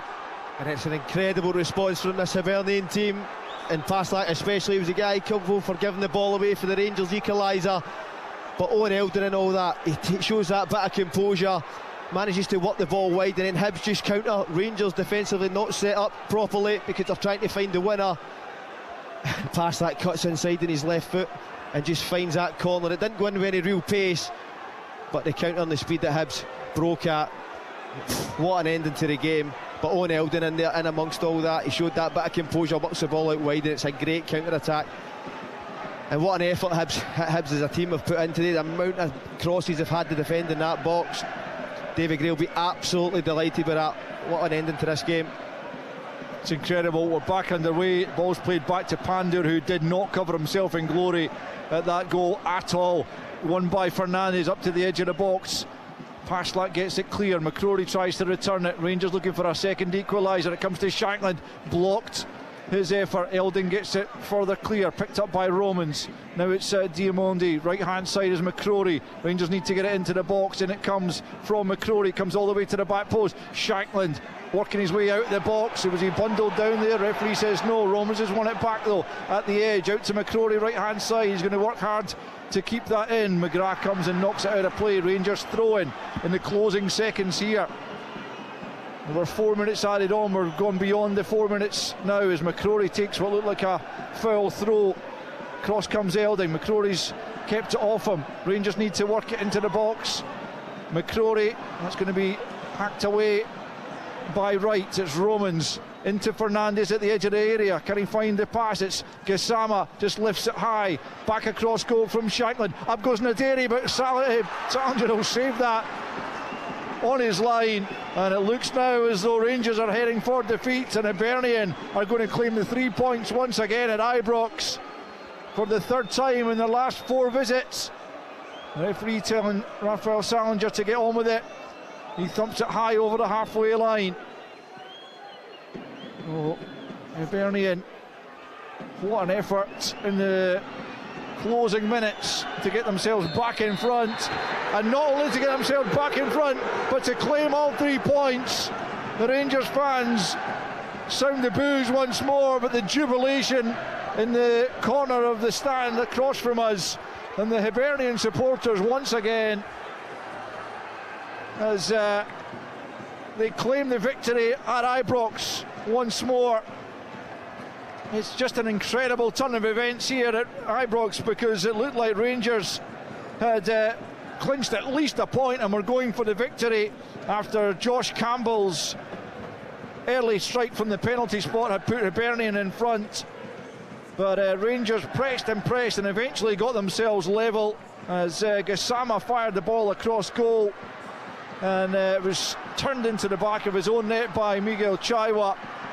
But Hibernian weren't finished. They came, and on the counter-attack, as Rangers pressed for the winner, it was Hibs that grabbed it as the shot came in from outside the box, but Pandur went down in stages, it appeared, and couldn't reach the effort that came in. I thought it was pass-like initially, but Callum Wright, I think, has been credited with the goal. But either way, Hibernian have a priceless win, their first 3 points of the season. Rangers left with 1 point from 6, already trailing the top of the table, Celtic and St Mirren, by 5 points.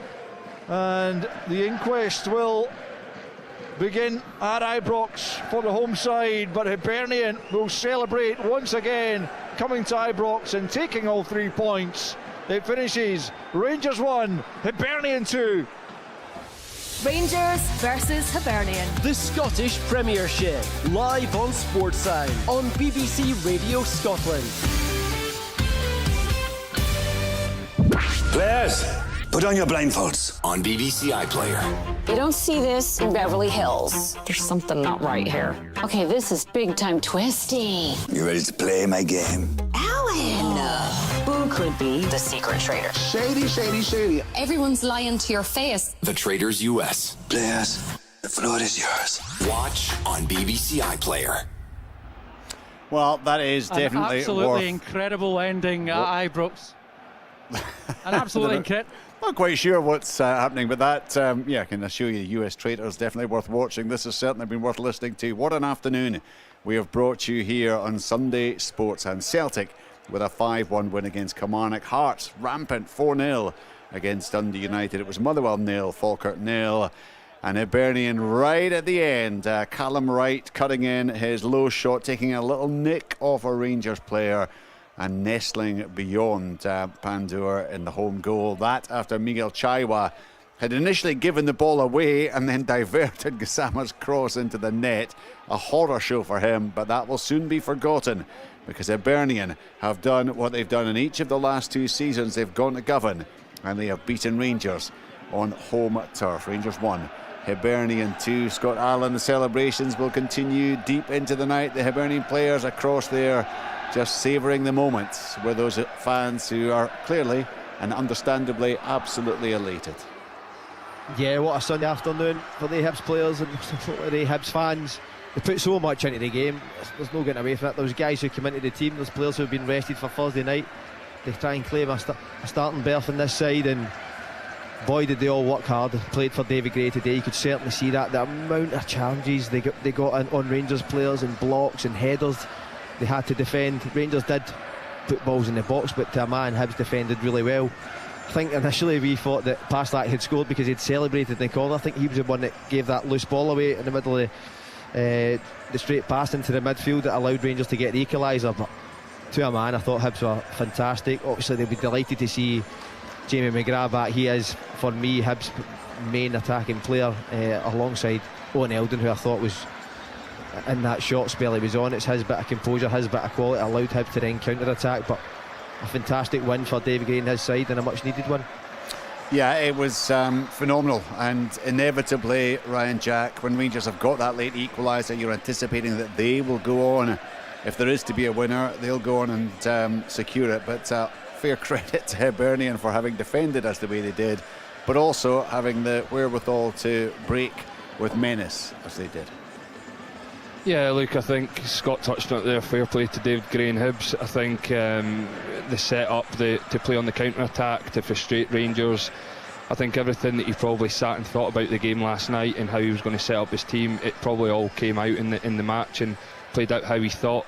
But for Rangers' perspective, for Rangers to beat home to Hibs today, first home league game of the season, Derek McInnes's first competitive match at home as a Rangers manager, and to score a Hibs own goal and not really create too much when you've got two strikers on the pitch for the full match, it'll be a frustrating thought for him after the match. I'm sure it'll be back to the drawing board tomorrow and get the players in to review it and see what they can do better. But I touched on before the match, that if you go one match without a win, it's trouble. Then you go two, and then now you've gone three. It's usually that becomes crisis time, and people start asking serious questions. But it is early on in Derek's reign, and I think there's a lot of new players coming to the club, so you need to give time for that to gel. But as you're doing that, you also need to pick up results, because this football club demands it.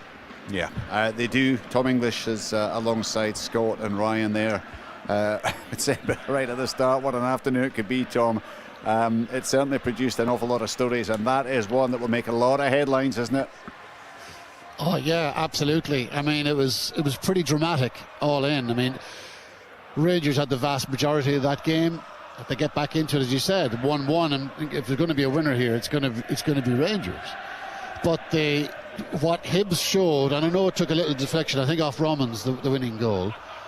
What it showed was what Rangers really didn't have that much of: that bit of precision, that bit of class, that bit of accuracy for the winning goal. Rangers had so many opportunities. Hibs defended brilliantly.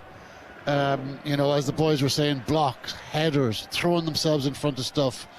Rangers just didn't have that quality, and anytime Hibs maybe did show a bit of lack of concentration, that somebody arrived to get them out of trouble. And I thought they were defensively heroic. I didn't think they were going to hang on, to be honest. I thought 1-1, I was backing Rangers to win this game, but then they break away. And the quality, the composure, the lads were talking about constantly, the two words that they were using constantly, and they were dead right. The Rangers were desperate and they lacked composure. Well, in the winning of this game, Hibs had all the composure. They had all the clarity. They knew exactly what they wanted to do, and the accuracy. And then a little bit of a nick off Romans, but that counter-attack was outstanding. And I think Rangers are stunned. I think Derek McInnes is stunned. That's two games in the league and no win. They're losing at home here. This is a massively funded project.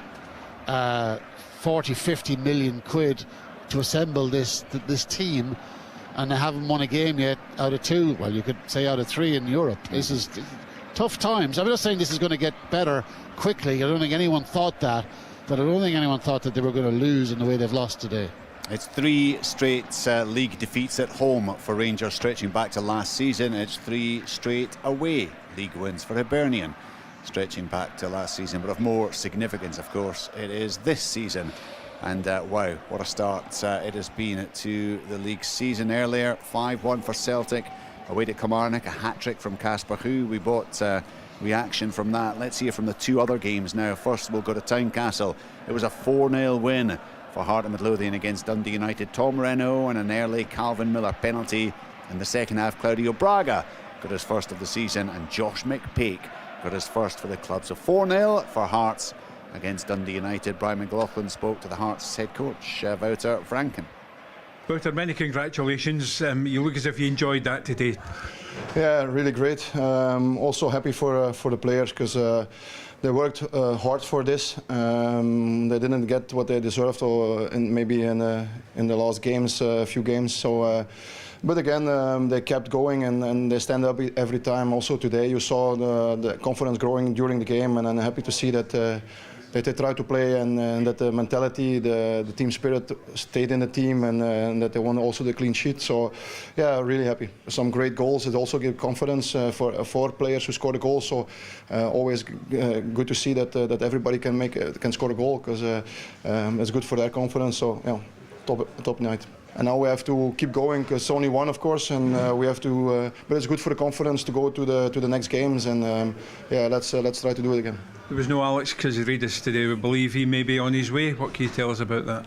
Yeah, the club accepted a bit, so I think it's a good deal for the club, a good deal for him, and he came in for nothing and goes out with a good deal. So yeah, this is football, this is transfer window, and we focus on the players who are here. I wish him for sure all the best, because he's a great player, but he's also a great person, and yeah, this is part of football. And of course, back here again on Thursday, Benfica. That'll be a different test as well, though. I think they're playing in their first La Liga game this evening. Yeah, but you know, you saw them last Thursday. This is a European top team, and you can't give them spaces, because they use their spaces with so easily, with so much quality. So again, it's a great learning experience also, when you learn the best against the best teams in Europe and in the world. So we have a chance to learn again, but also to take a good performance, to try to have a good performance there, and go then to the next. Wouter Franken, I'm delighted to get his first win as Heart of Midlothian manager. It wasn't such an enjoyable afternoon, of course, for Dundee United and for their manager, Jim Goodwin.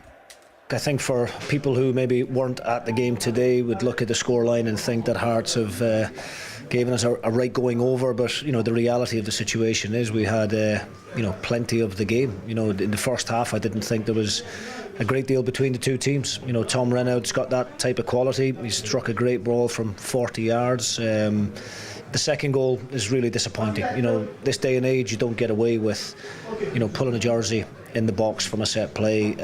VAR are always going to look at it, and unfortunately that's went against us. So 2-0, we've given ourselves a mountain to climb. We tried to make a positive change at half time. Took off Ajayi, who's a defensive midfielder, brought on Sapsford. You know, at 2-0 we knew the importance of trying to get the next goal, and you know, we had 2 or 3 half chances within the opening 10-15 minutes of the second half. We couldn't capitalise on those opportunities, and you know, ultimately Hearts have done us on the break on a couple of occasions, and you know, we need to learn from that. I thought, you know, the second goal, the third goal, even the fourth goal, there's a little bit of naivety there in the way that we defended those situations. You know, the third goal we could have, you know, had a professional foul on the halfway line, stopped the play, and you know, the fourth one we need to defend that situation a whole lot better. Hearts have hit the target, you know, on 7 occasions today, scored 4 goals. We've not managed to hit the target once, and you can't win games of football like that. Jim Goodwin, well, you can hear from there that he was pleased with an awful lot of what his team gave him, but unfortunately in the end they were well beaten. Heart of Midlothian 4, Dundee United 0. The other game was at Fir Park. It concluded Motherwell 0, Falkirk 0. Amy Canavan spoke afterwards with both John McGlynn and Alfred Johansson.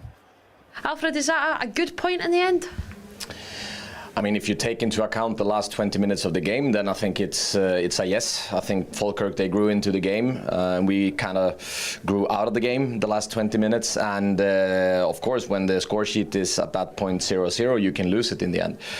So that was good. We take it, but it's a game where even if we created a couple of chances where EB shot in the crossbar and JT on the first post and Kotrumbis in the back area of the box today, we could have converted better and scored a goal, absolutely. But I think the performance in the second half is something that we offensively with the ball, we expect more from each other, and we know that we can do much better than that. So yeah, that is something that we would like to do better. I think we need to obviously be realistic and realize that it's a time of change where there's a lot of new people coming in, players, staff, and so on.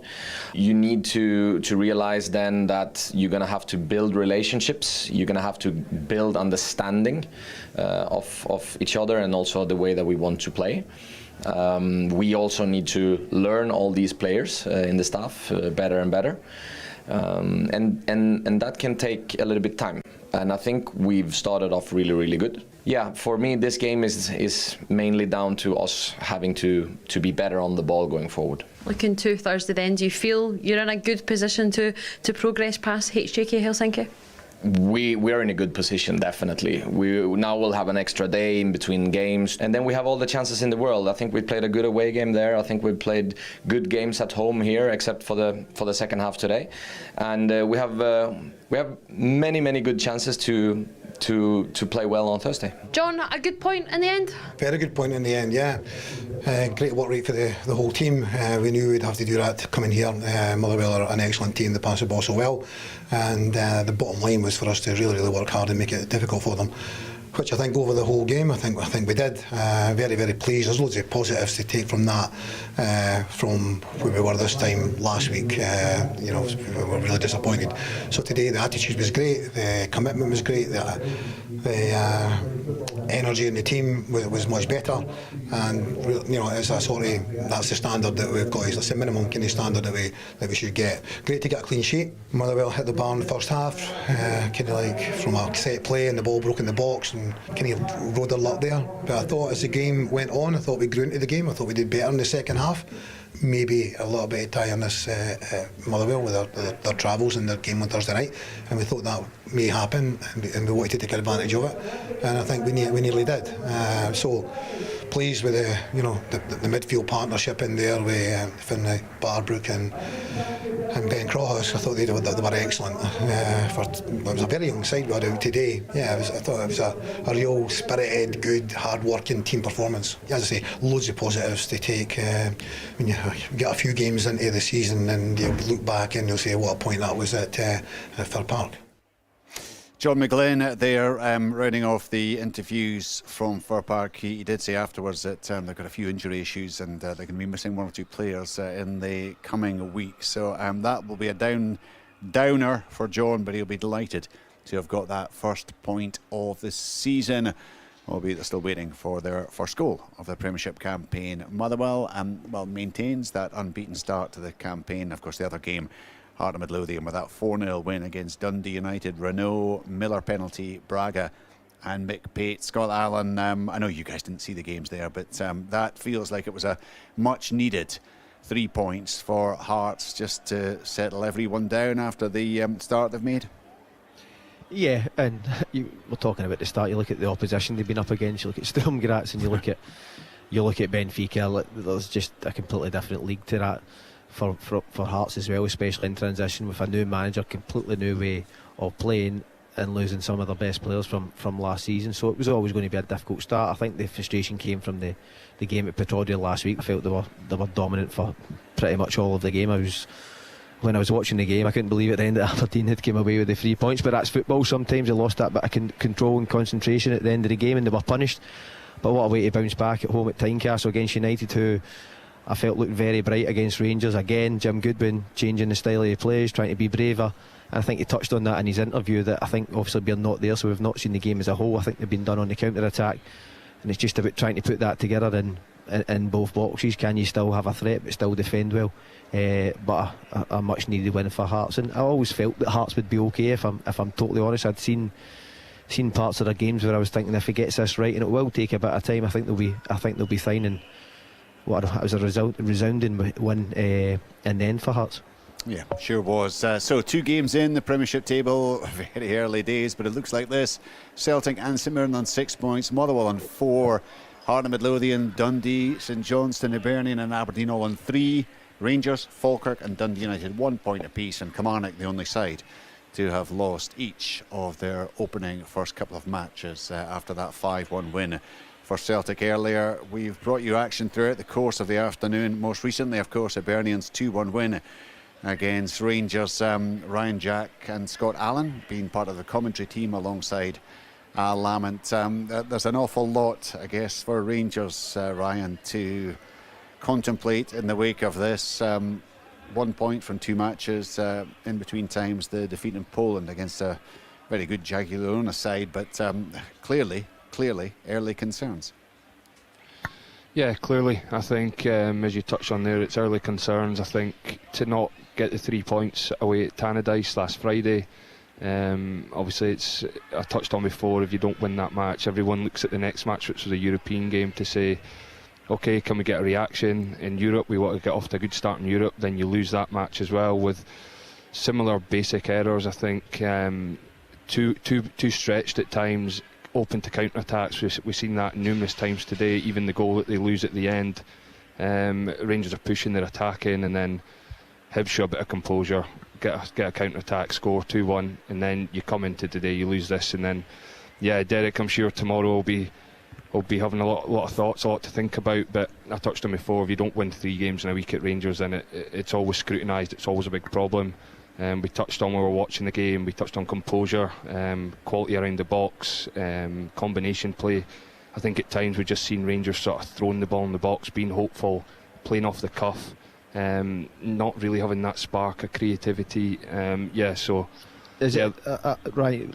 Like, forget like the points in that at this moment. The performances aren't there. I think that's equally as damaging. You can't really see what this Rangers team looks like. We're already into the start of the season. We're looking at the shape. We're looking at the amount of times you have to change personnel to try and get a jolt out of this side, I think. So as much as you can have signs of what you're going to look like and lose games, and you can take positives away, but when you're looking at it over the last 3 games, the performance just hasn't been in there, and that's in both boxes. Don't look they're going to create a lot. They don't look like they're going to sustain attacks in the opposition half. And then, as Ryan, as he says there, any time they turn the ball over, there is space for the opposition to play, and it'll be the same on Thursday with Jagiellona. They'll look at what Hibs done today. They'll look at the threats that they caused Rangers on Thursday night on the counter attack. It'll be no different, and that will be the challenge again come Thursday. Yeah, I touched on that before. I said Hibs have probably watched the game on Thursday night, and David Gray's probably analysed it and thought Rangers are open to counter attacks. We'll be playing at home, first home game of the season. Can we frustrate them? Can we frustrate the crowd? Can we play on counter attack? They've obviously watched the game on Thursday night. That's exactly what Jagiellona done. And then, to be honest, it's a flip again. Jagiellona will probably watch that and think Rangers at home, frustrate them, get the crowd on top of them. They've not won the last 2 games.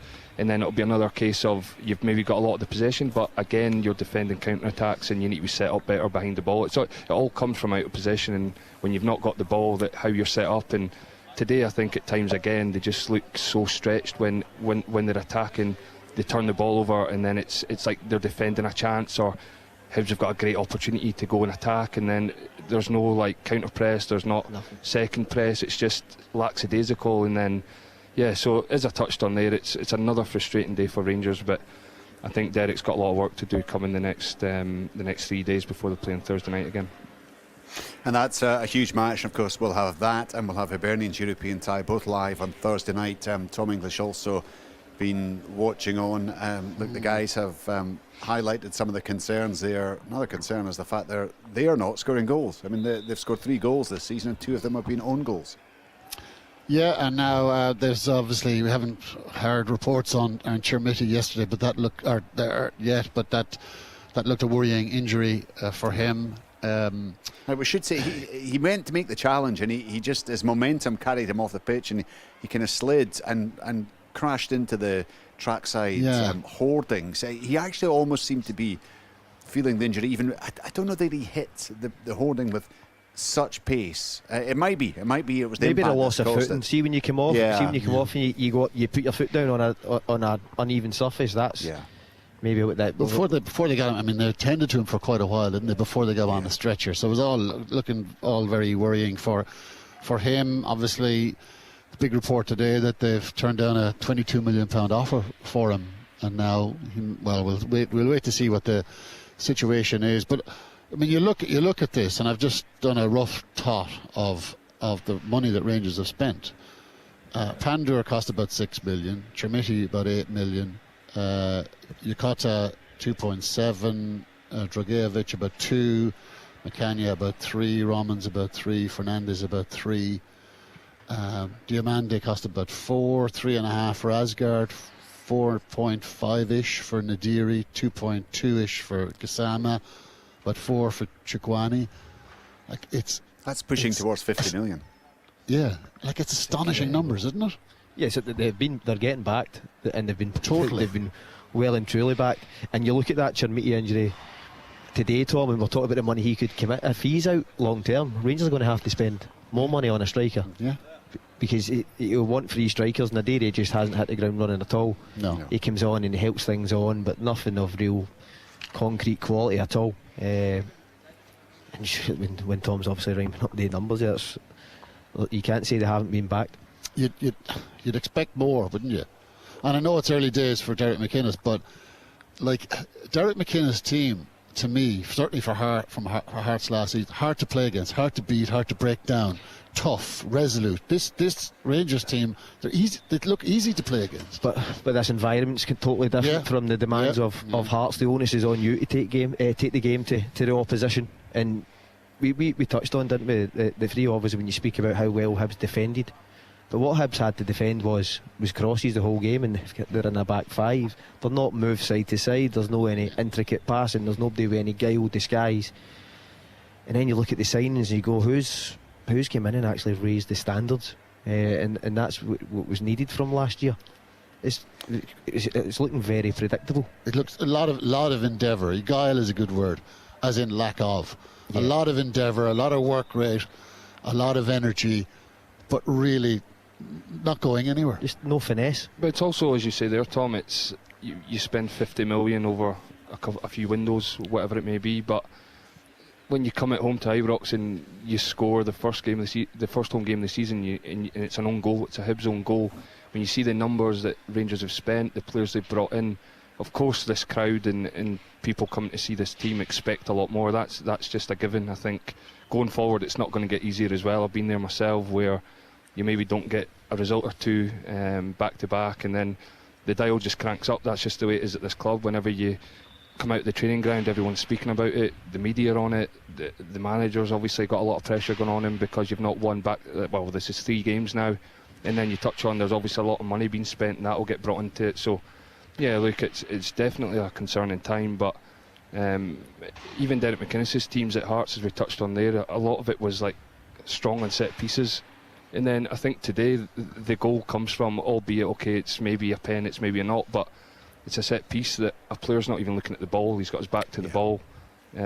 So it's basics and fundamentals that put you in a position, and then you're chasing the game. I touched it on in commentary. You put yourself in a position, last 10 minutes you're chasing a game, you're throwing everything at it, the manager's making changes, and then you leave yourself wide open. And we've seen the last 3 games, Rangers to counter-attacks have not been good at all. So yeah, it's played into Hibs' hands. And like 5 points behind Celtic and St Mirren already after 2 games. I don't think this Celtic team are going to drop that many points. Not under Martin O'Neill. There's no Wilfred Nancy around now. There's no soft touch by the looks of it. So are you paying out, Tom? Are you paying out after 2 games? Oh, I'm not paying out.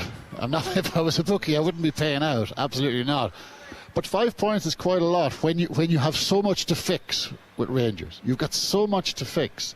So I can see Rangers dropping more points, and I can see Celtic with Casper Hu banging him in and Benjamin Nygren banging him in. And they've got so many goals in that Celtic team.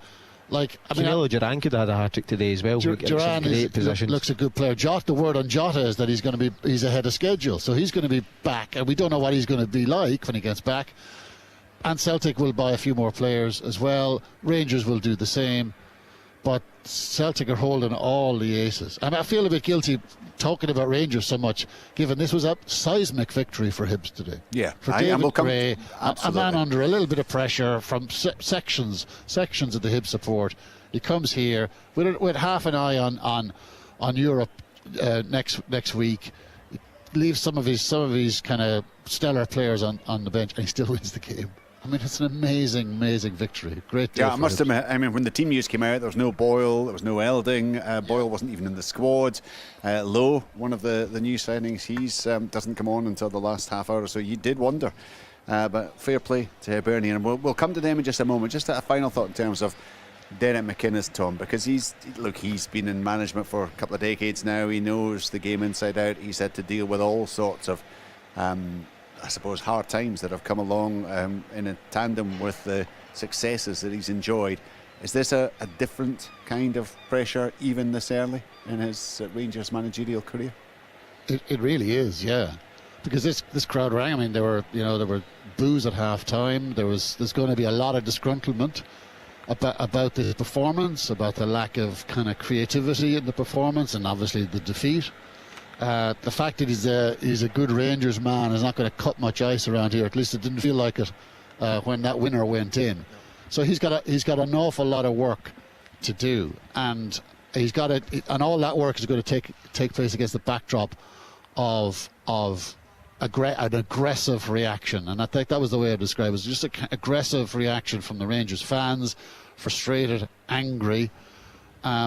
They desperately want to win a league title. They are they want it like they want their next breath. And they're now 5 points behind after 2 games. So Derek McInnes has an awful lot to do with these players. And I don't know. Yokota was a bright spot, would you say? I thought for me, I thought big heart, trying to make things happen. And actually, Kusama he made wanted things happen when he came on as well, didn't he? He did, yeah. It was the first time, but it was because Hibs couldn't double up on him. He got that shift and just put a ball in an area and it gets him back into the game. But Yokota, for me, was the one who he wanted that responsibility to go and create. I think he could be a really positive player for Rangers moving forward. He was one where very slight, but great balance. The times he got into attacking thirds, what he was doing, he wasn't just flashing it across. He was actually lifting his head and picking out a teammate. So he's got that composure in that area to part. What you need to do now, you need to get players of the same ability and wavelength round about him until you see the best in him. I also think, Scott, that I think with Rangers, you see when they get the goal, the stadium gets a lift, the whole place gets a buzz. You see the difference in the players' demeanours and their characters and how they're getting about the pitch. But my point is, if you get that at the start of the game, if you get that early goal, it just changes the whole narrative of the stadium. It changes the whole narrative of the game. Maybe Hibs need to change, where Rangers just didn't do enough at the early parts of the game to put themselves in a position that later on in the game they could make it more comfortable. They just, if anything, they made it harder for themselves. And you know the demands, Ryan, of playing for that football club. It is something, particularly against the newer players, that they're going to have to come to terms with very quickly indeed, isn't it? Yeah, for sure, and especially I'm sure every player that's came in, and also Derek and his coaching staff, I'm sure when they signed the dotted line, they wouldn't have envisioned it going this way. It's so early, as in like maybe having this tough spell where you've not won in a game in 3 games in a week. Where obviously when you sign, you want it to be you're on a high, you're creating chances, you're scoring goals, you're winning games at home, games in Europe, games away from home. But it's also the players that are here would have needed that freshness off the back of last season, needed that players to come in and sort of lift the group again, and also the players that are coming back for pre-season, they need to be ready to go again mentally, physically, because don't forget the end of last season was obviously very disappointing, the way it ended. And so I think at the minute it's the team, and I'm sure Derek will have everyone sticking together and making sure that come this next 3 days they work hard at the training ground, they focus, they do a lot of analysis on the last 3 games, ready to hopefully take the club through in Europe, and then you move on to the cup game next week. But Ryan, based on today, I would be very surprised if Derek McInnes still knows what his best 11 is. and we're already into big games already. That's a problem. Yeah, I definitely agree. I think that's you want pre-season, you want players to play together, and you want the manager to know strongest team straight away. So when you do come to the league games or the European games, you've got that continuity, that togetherness, that you've gelled over that time in pre-season. But as Scott's saying there, that over the 3 games, it's maybe been like 5-6 changes every game, which maybe doesn't help. Maybe also off the back of pre-season, he's trying to add that freshness every game. So there's obviously different ways that you can look at it, and there's also talk that they're going back in the transfer market to bring more players in, better quality in wide areas, and people who can do combination play around the edge of the box. And Scott's touching it numerous times today. You've probably had one player that's really showed that today, and he got cramp after 65 minutes. Yeah. So I think you need more of that, especially in these games where you need to break teams down. Performance consistently is what results in winning silverware. And I know it's very early on, but there's no consistency in any of how Rangers were playing today. It was all off the cuff, as Ryan says earlier, and just hopeful that somebody comes up with something, or a ball falls to a Shankland and gets a shot away. Celtic have got Casper Hoohan, and I know we're comparing it to the two biggest clubs in Scotland. Casper Hoohan comes in and he's already a figurehead already. He's on the back of a hat-trick today. His belief will grow, the players around him belief will grow. They'll look at this result today, and it's 5 points, and I know it's early on, but 5 points is a lot to claw back over the course of a season if you're not showing any signs of any consistency, and that's consistency in performance and consistency with team selection. Look, it can change very quickly, of course, but right now it does feel a tough start for Derek McInnes and for the new look Rangers. For Hibernian, of course, they have shrugged off the late loss at home to Motherwell last week. They've gone to Ibrox, they held the lead for much of the game, got hauled back thanks to an own goal, and then had the composure and the determination to get back up the pitch, and Callum Wright's deflected effort found the bottom corner, and that has given them the victory. And it's brilliant, Scott, isn't it, for David Gray, and it kind of shows it's been a pretty decent start of the season. You've got to say, yes, they're disappointed to have lost that game against Motherwell, but they got through comfortably enough in the end against Malasheva. They're in a position to go through against Shkindia, and now they've got their first 3 points on the board.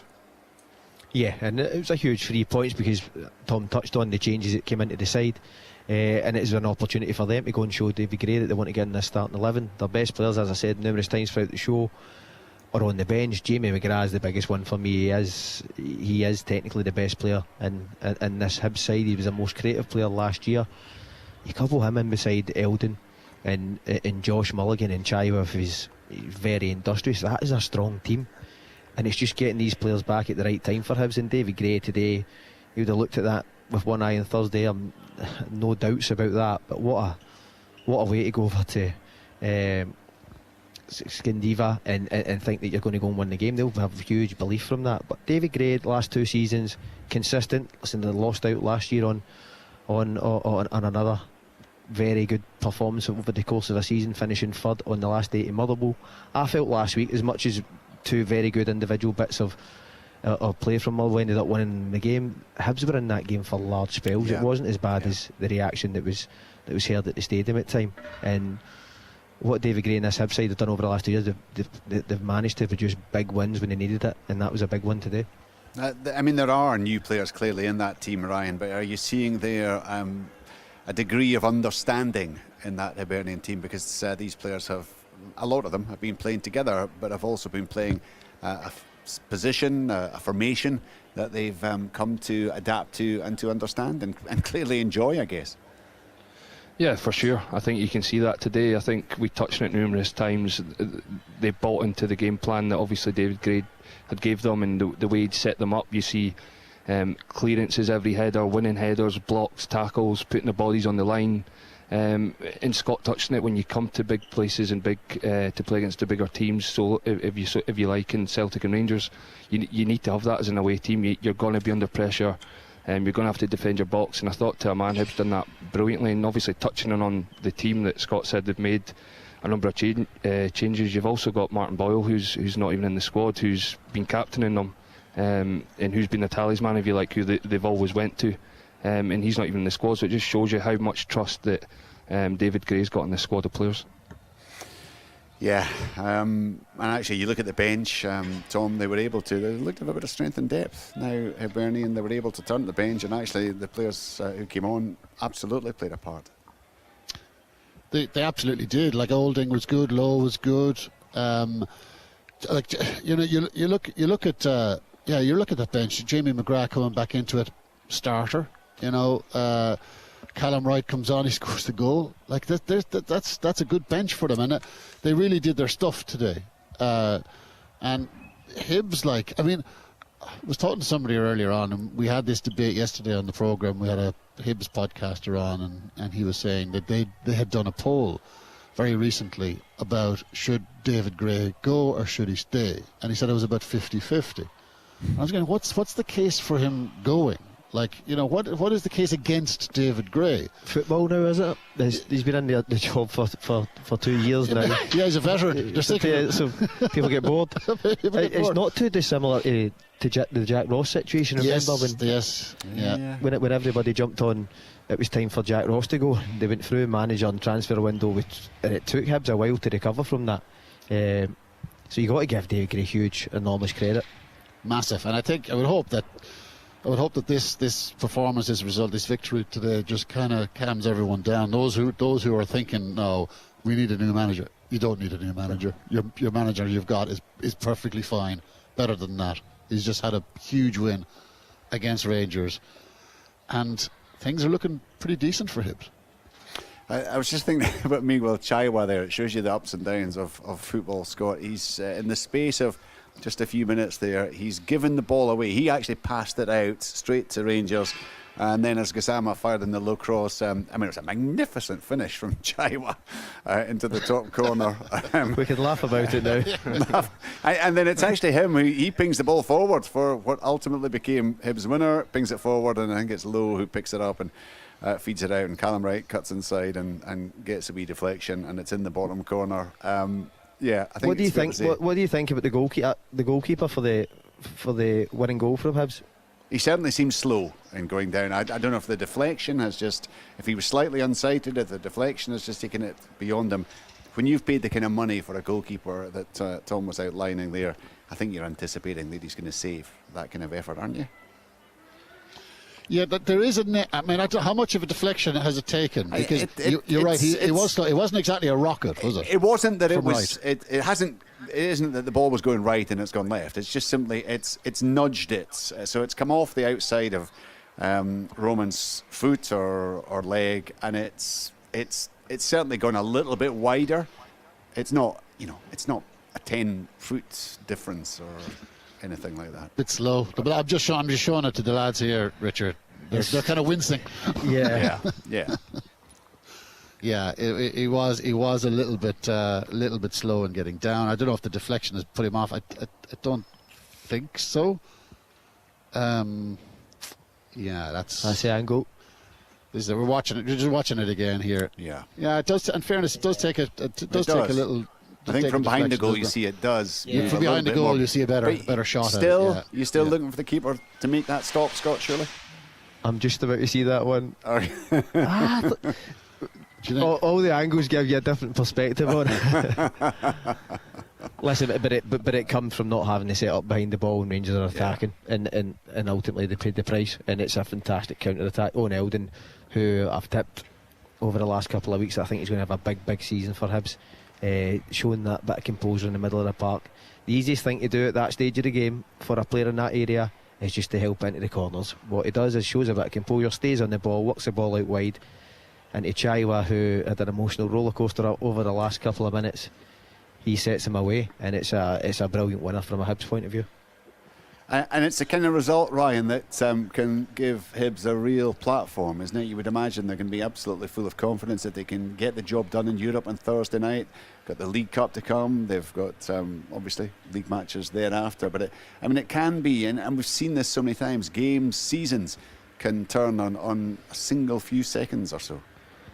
Yeah, look, it just shows you how quick the season can change for you. The lads touched on there that 2 weeks ago, when they played away in Europe, obviously seen the scenes of the players getting booed off the pitch, and Tom touched on there was polls from Hibs fans about David Gray and making a change and whatnot, but it just shows you can come to play Rangers, you get a result, then it could really kickstart your season, could really change the narrative and what people think. Okay, they're not today, they weren't expansive, they weren't they got in their block, they got in their shape, they played on counter-attacks, but as Scott touched on, they also showed the composure and the style when they did get in that areas to go and get their goals. So no, David Gray will be absolutely delighted, and yeah, I'm sure he'll be hoping this kick-starts the season. So we're 2 matches into the Premiership season. Be a break next week, of course, for the second round of the Premier Sports Cup. We will get reaction from David Gray and Derek McInnes shortly, we hope. Just in terms of the opening to the season, Tom, 34 goals scored across the matches that have been played. There's been plenty to suggest that, look, whether it hits the heights of last season remains to be seen, but there's been plenty to suggest that this is not going to be a quiet campaign that's going to roll out in front of us.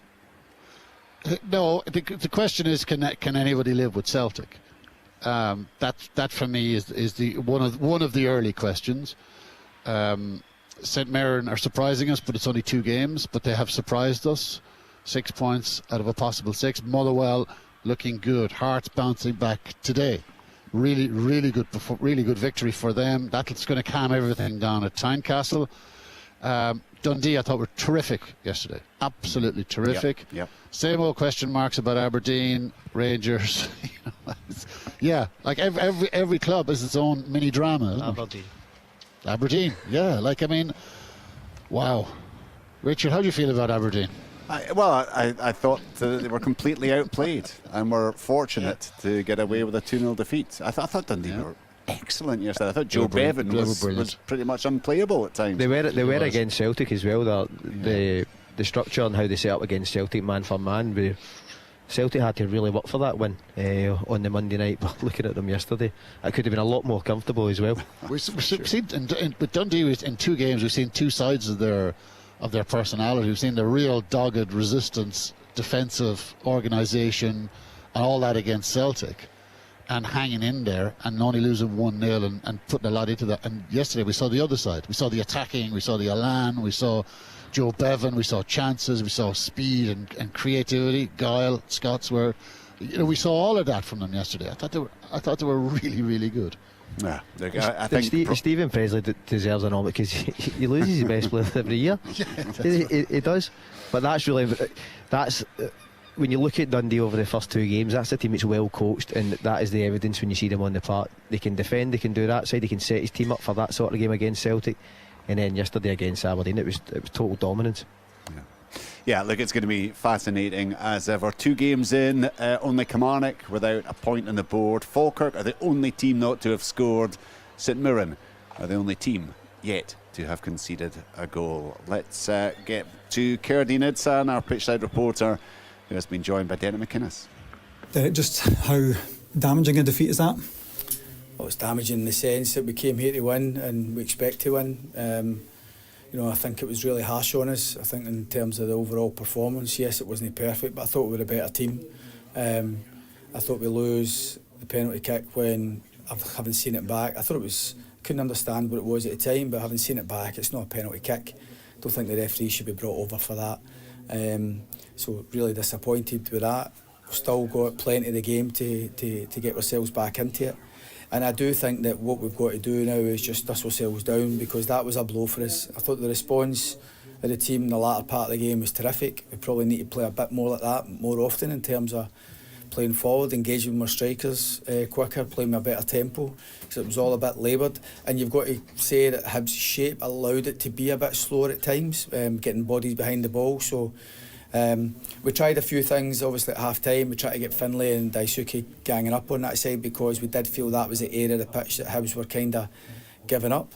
So we take Vanya off with his booking, and we try and get a more attacking threat. You have to say it didn't really quite work, but I thought the changes after that were really positive. I thought Tello, Dio, and I thought Gas were terrific in terms of the changes. The wee setback with Yusuf, of course, a big blow for losing him and a blow for us, the little adjustments. But listen, we were a team the stats that matter is the one that the final result, and I'm not going to be a manager here that takes positives for that, but there was some positives, and I liked the way how my team never gave it up. They kept going for the win, and I thought that was really harsh on us. And sometimes in life and football you don't get what you deserve. We deserved far better than what we got today. There's a lot of frustration around the place. You probably share it, don't you? There were boos at half-time and at full-time, but you're just in the door, you're trying to build something here. But I just wonder how patient you would like maybe the supporters to be. Yeah, listen, I share the frustration. It's been 15 years here of frustration built up for a number of years. The one title the club did win, it was when no fans were in, so the fans have not even seen the club win a title. And there's been a lot of tough times, and I think we need to dig deep in a minute, and I'm determined to get this right, and I believe we will get it right. I think it shows how determined we were to have the best window possible to try and get everything ready, to be as strong as we possibly can be, and it's not been a good start for us, we understand that. But totally get the supporters' frustration, I share that, and you know, sometimes it's a byproduct then for my team, this team, who have to deal with that. But deal with it we must, because that won't change until we start seeing winning performances and get us where we need to be at the top end of the table and winning trophies regular. So it's not the start we wanted, but we still plan to get the finish that we wanted, and it's up to us to try and be as strong as we possibly can be in the next few games, and certainly come out this window. On the day when I think the club turned down a record bid for him, unfortunately Yusuf Chamiti left on a stretcher. How is he? Is there an early idea of how he is? No, there isn't. It'd be wrong to speculate, but he's some sort of impact on his knee, and the way he's planted his foot. So we just need to wait and see. He'll be in a brace and a boot, and we'll see how that is on a scan tomorrow. So. Obviously it's disappointing for the big fella, because I actually thought he looked really bright in the early part of the game, and it's a blow for us, of course, because he is such a key player. You know, and obviously you mentioned ahead of the game about the bid. It's been turned down because we all see the value in Yusuf, and hopefully we get some positive news on the scan tomorrow. Just finally, there's a huge European game coming up for you. Now that could get your season on track, couldn't it? It's going to be huge for the football club in all senses. Yeah, we want that playoff spot. We want, obviously, Europe's really important to us, and it's important that the supporters see a winning performance on Thursday. We all get that. I think we need to try and play in a wee bit more of the manner which we played in the last 25 minutes, half an hour of the game, when there was a wee bit more urgency and a bit more tempo to play. And it doesn't always need to be little pretty patterns to get to where we need to get to at times. Sometimes just asking the question a bit quicker can get the job done. But whatever way we set about it on Thursday, the intention is to go and win the tie, and hopefully, as I say, we get through, because it's such a big game, as you mentioned. There's a massive game for Rangers. We'll touch on that before the end of the programme. Derek McInnes chatting with Curdy Nids, and we can also hear now from a man who'll be in a very different frame of mind, David Gray, the Hibernian gaffer, been chatting with Curdy too. David, how big a win is that for you in the football club? It's a massive win, a brilliant win. Certainly, you know, the feel good factor we've got right now, coming in, especially the manner in which the game went, to score at the last minute to go and win the game. I'm delighted for the players for what they've put into it, and it'll be great for us moving forward as well.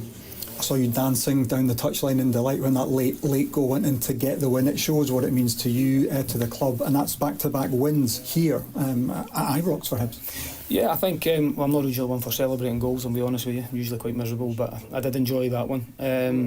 I think, well, listen, it's a massive moment for everybody. I think in the football club as well, you said back-to-back, but that's actually the first time ever that 3 consecutive seasons we've came here and won, so it shows you how hard the place it is to come. And I thought, well, no, first half especially, I thought we were excellent. I thought played really well, deserved to be in front, restricted Rangers to very little. Shape was excellent. Full credit to Rangers second half. They put us under immense pressure, and then for us to get over the line, we needed every player to put their body on the line, which he did. Your goalkeeper to pull off massive saves, which he did. You need to ride your luck a wee bit as well. And then actually going against that, we lose a goal from an own goal. So at that moment, you then maybe wouldn't be your day. But that was the biggest moment for me in the game, because then it was a real test of character, which I really enjoyed seeing, because then it had been really easy to go and lose the game from the 50,000 people. The momentum that Rangers already had, the efforts that were already had at goal, I don't know exactly what it was, into the 20s anyway, that it would have been easy to fold there. But credit to the players, we break away in the last minute, and I've got 4 or 5 players desperate to go and put the ball in the net at the end, so it shows you the character of the group and the belief that's in there as well. I imagine one of the things that's pleased you today is the sheer desire that your guys showed there, throwing bodies in front of the ball, just a desperation to keep Rangers out. Yeah, I think the only thing it was missing because of that type of performance, I think it has, I've been involved in them myself, when you feel like you're going to get the block in all the time and that, whilst you've got someone to hang on to.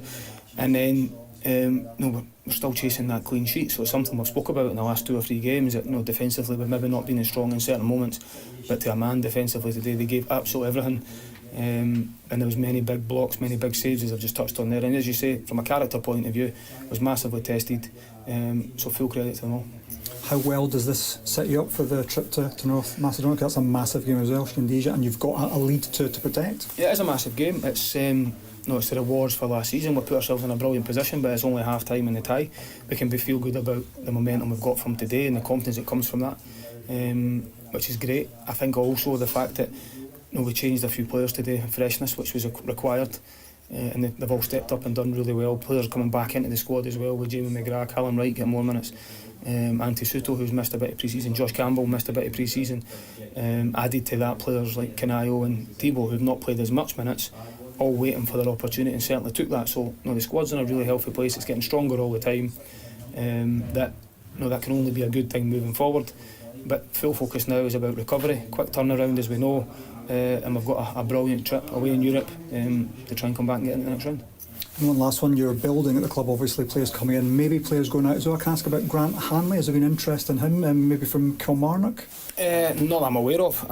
Grant actually probably he was actually down to play today, and he hyperextended his knee in training, a little bit of swelling on that, so we didn't take a risk with him at this moment, especially when you look at where we are numbers wise at the back, with Warren and Jason playing a lot of games. There's the two sort of recognised centre backs, and Granty being the other one, but because he felt a bit of his knee, we couldn't take that risk, and he certainly wasn't going to do that either, so certainly nothing in it from that point of view for me.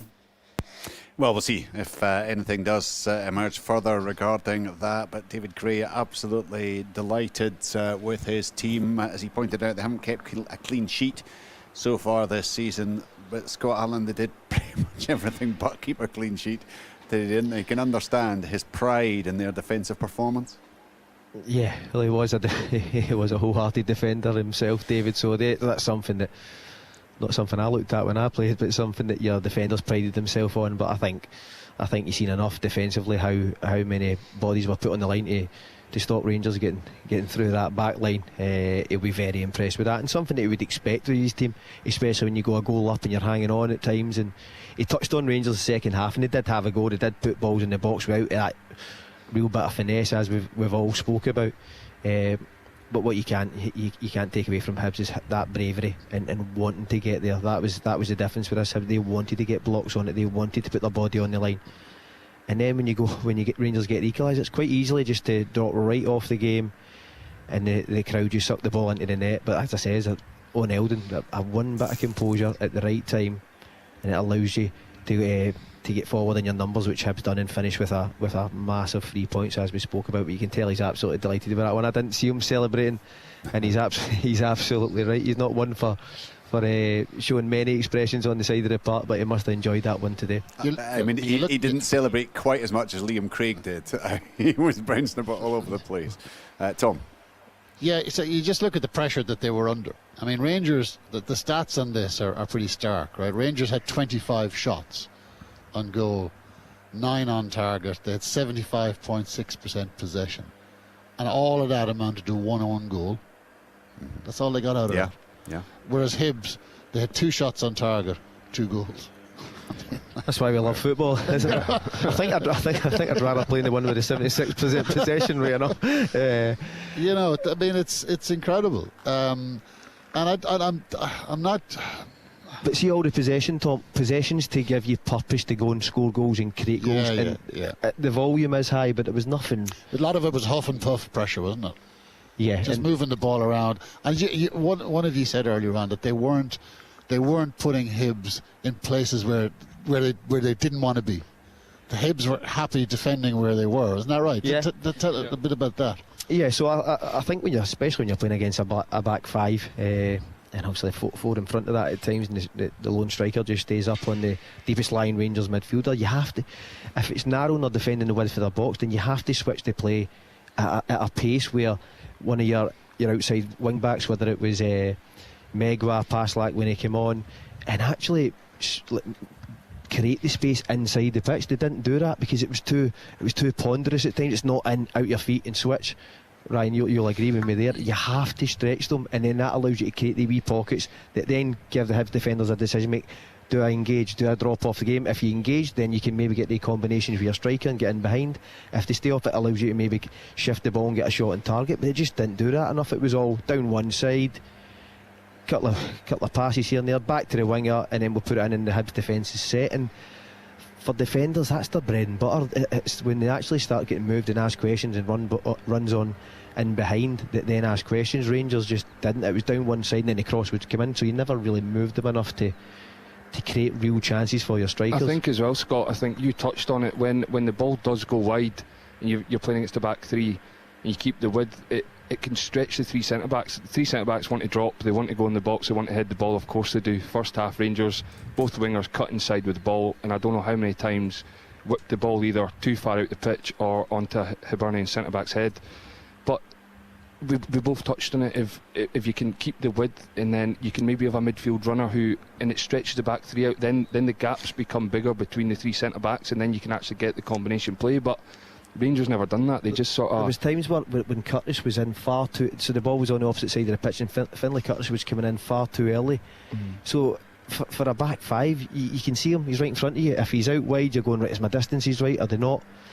It didn't cause Hibs enough problems in that sense. But even second half, there was one I said to you, Scott, that Finlay Curtis is standing 5 yards away from inside the pitch from the centre back.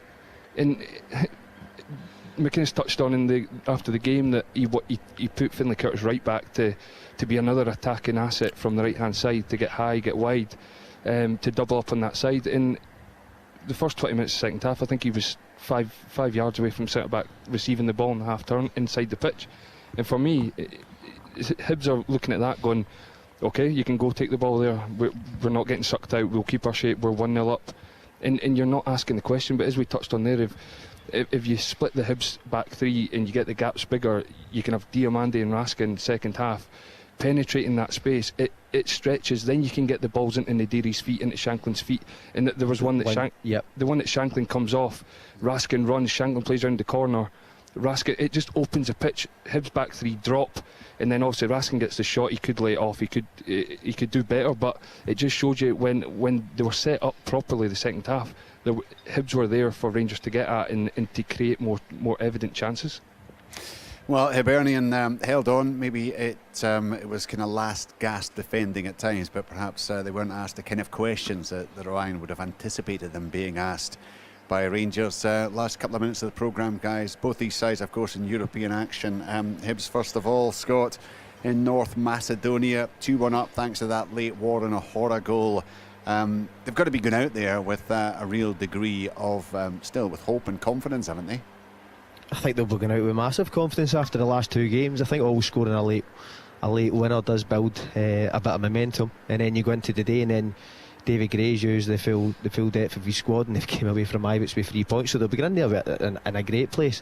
Guys coming in with a bit of extra time to recover as well. Your Eldons, your Boyles. I think David spoke about that at the top of the show, that Martin will be fit for Thursday. So there's guys who have been well rested and ready to go, and it's a big game for the club. I've got real confidence that Hibs can go over there and get the victory. It's a 7 o'clock kick-off. There'll be full live commentary on Sports Sound, which gets underway at 6 o'clock on Thursday evening. There'll also be live commentary from Ibrox, Ryan. Look, you imagine it's going to be another tough one, because Jagiellonia looked to be a very decent team, didn't they? Yeah, definitely on the break, on the counter-attack, all the stuff that we touched on. I'm sure they've watched Rangers today, and they'll be saying the same things, that Rangers can have possession, they can play in front of us, they can throw balls in the box from deep. In Jagiellonia, the pace and the threat that they had first and second half on the counter-attack was evident, and I'm sure they'll be fancying that come to Ibrox. But from a Rangers perspective, I think they need to go and put on a strong performance from the off, high speed, high tempo, and get this crowd back on side, because as you've seen today, there was boos at half-time, boos at full-time. But if you go and get a good positive result in Europe on Thursday, it can kick-start the season, it can get this place rocking again, and hopefully that can kick them on for the cup game next weekend. They're a decent team. I think Rangers made them look better than they were the other night. That was from what I seen of the game. I think Rangers, if they tidy up at the back, the set-up's a bit better. Rangers should be winning this game of football. There's no doubt about that for me. But a lot of how Rangers played on the Thursday night, I felt, made Jagiellonian look a lot better than what they actually were.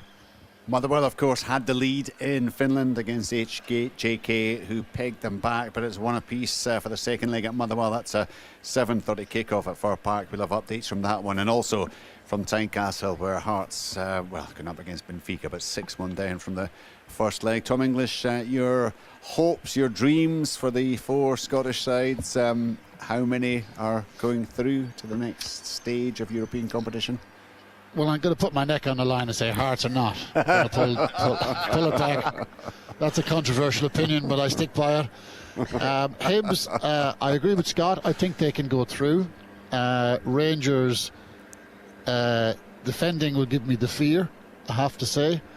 There was so much space. Jagiellonian found so much space in the first match. And again, with the tension that's built up around this team and this club right now, and this support, if they don't get off to a good start on Thursday night, I fear for them. I wish them well. I'd like to see them go through, but start trusting Rangers when they warrant trust, and I don't think they warrant trust right now. And Hibs, fancy them? Oh, yes. I think, I do. Motherwell? Okay.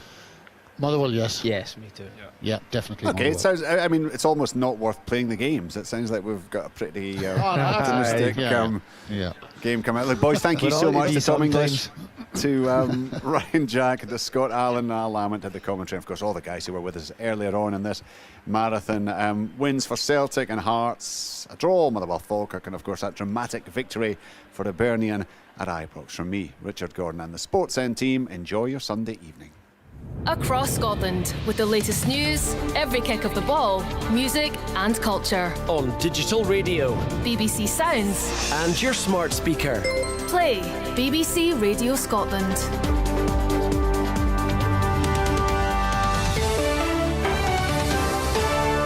BBC News at 7 o'clock. This is Cara Conway. Good evening. In the past half hour, an Irish government jet carrying the suspected crime boss Daniel Kinahan has landed in Dublin. He's been extradited from the UAE, where he's been living for about a decade. Mr Kinahan is due in court this evening. He's accused of leading the Kinahan cartel, which he denies. Our Ireland correspondent Chris Page says the gang is alleged to be involved in drug trafficking. The former Garda Commissioner Drew Harris, he said the gang is estimated to have made more than €1 billion across the globe from its activities. The National Crime Agency in the UK have said that the Kinahan gang were responsible for cocaine imports estimated to be up to £23.4 million. Former Scottish Labour leader Anas Sarwar's defended his decision to accept a seat in the House of Lords, despite previously calling for it to be scrapped. Sarwar was speaking to BBC Scotland News about the move for the first time, after opposition politicians called him hypocritical. Katie Hunter reports. It's more than 2 weeks since Anas Sarwar accepted a job in Andy Burnham's new government. That means he'll take a seat in the House of Lords, a move his opponents branded hypocritical. In 2022, he said it was unacceptable that unelected representatives wield so much power. Speaking after an event at the Edinburgh Fringe on Sunday, Mr Sarwar said he still believed the Lords should be replaced by a Senate of the nations and regions. When asked whether he had misled people before the Scottish election by saying he wouldn't take a seat in the Lords, Mr Sarwar said he'd failed in his aspiration to become First Minister and now wanted to make sure the UK Labour government was a success. Israel's Prime Minister Benjamin Netanyahu has rejected a peace deal for Gaza, which was put forward by President Trump's Board of Peace. Hamas had accepted the proposal. Mr Netanyahu says he'll only accept a deal which sees Hamas completely disarm. In the Canadian province of British Columbia, a wildfire has spread across 39 square miles. More than 20,000 people have been evacuated, with some being airlifted to safety. Matthew Frank, who's a journalist in Toronto, says dry weather has helped the fires. The conditions are quite stark trying to deal with these fires. British Columbia has faced drought-like conditions and tinderbox forests that can ignite through lightning strikes. And the winds have really swept the size of these fires to incredible damage in the area.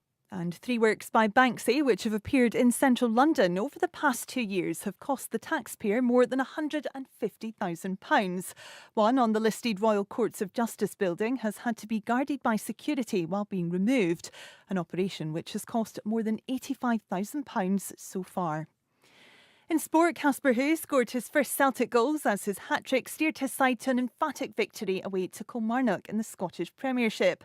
Manager Martin O'Neill was not present after being in hospital, but the 74-year-old is said to be recovering well. Heart of Midlothian have thumped Dundee United 4-0 and Motherwell were held to a goalless draw at home by Falkirk. Rangers lost 2-1 at home to Hibernian as Derek McInnes is left still waiting for his first win as Ibrox manager. Meanwhile, Rangers have rejected an offer for striker Yusuf Chermiti, with manager Derek McInnes confirming it didn't meet the Scottish Premiership club's valuation. Sevilla are closing in on a deal worth up to £7.9 million for Scotland under-21 striker Robbie Ure from Swedish club Sirius. Meanwhile, in tennis, British number 2 Cameron Norrie spurned 2 set-point opportunities as he was defeated 6-2, 7-6 by 18-seed Arthur Fields in the Montreal Open last 16. And in cricket, Scotland need 160 runs to win from 23 overs with 7 wickets remaining after United Arab Emirates hit 231 for 8 in their Men's Cricket World Cup League 2 match. Scotland's weather, cloud and rain in the south will continue to pull away this evening, leaving a largely dry end to the day with some late sunshine. A mostly dry night will follow with clear spells, scattered showers in the Western Isles, the Northern Isles and the North Highlands. Under clear skies, it'll be a cooler night than the one just gone, with lows of 7 to 10 Celsius typically, 4 or 5 Celsius in some sheltered parts of Dumfries and Galloway, 11 or 12 around western coasts and islands, fresh to strong west to northwesterly winds for the Northern Isles. Tomorrow will be predominantly dry as high pressure begins to move in. Spells of sunshine widely tomorrow morning. There will be a build-up of cloud during the day, but still some brightness and sunshine at times. Highs of 20 Celsius in central and southern areas, 14 to 17 in the north typically. And that's your BBC Radio Scotland News.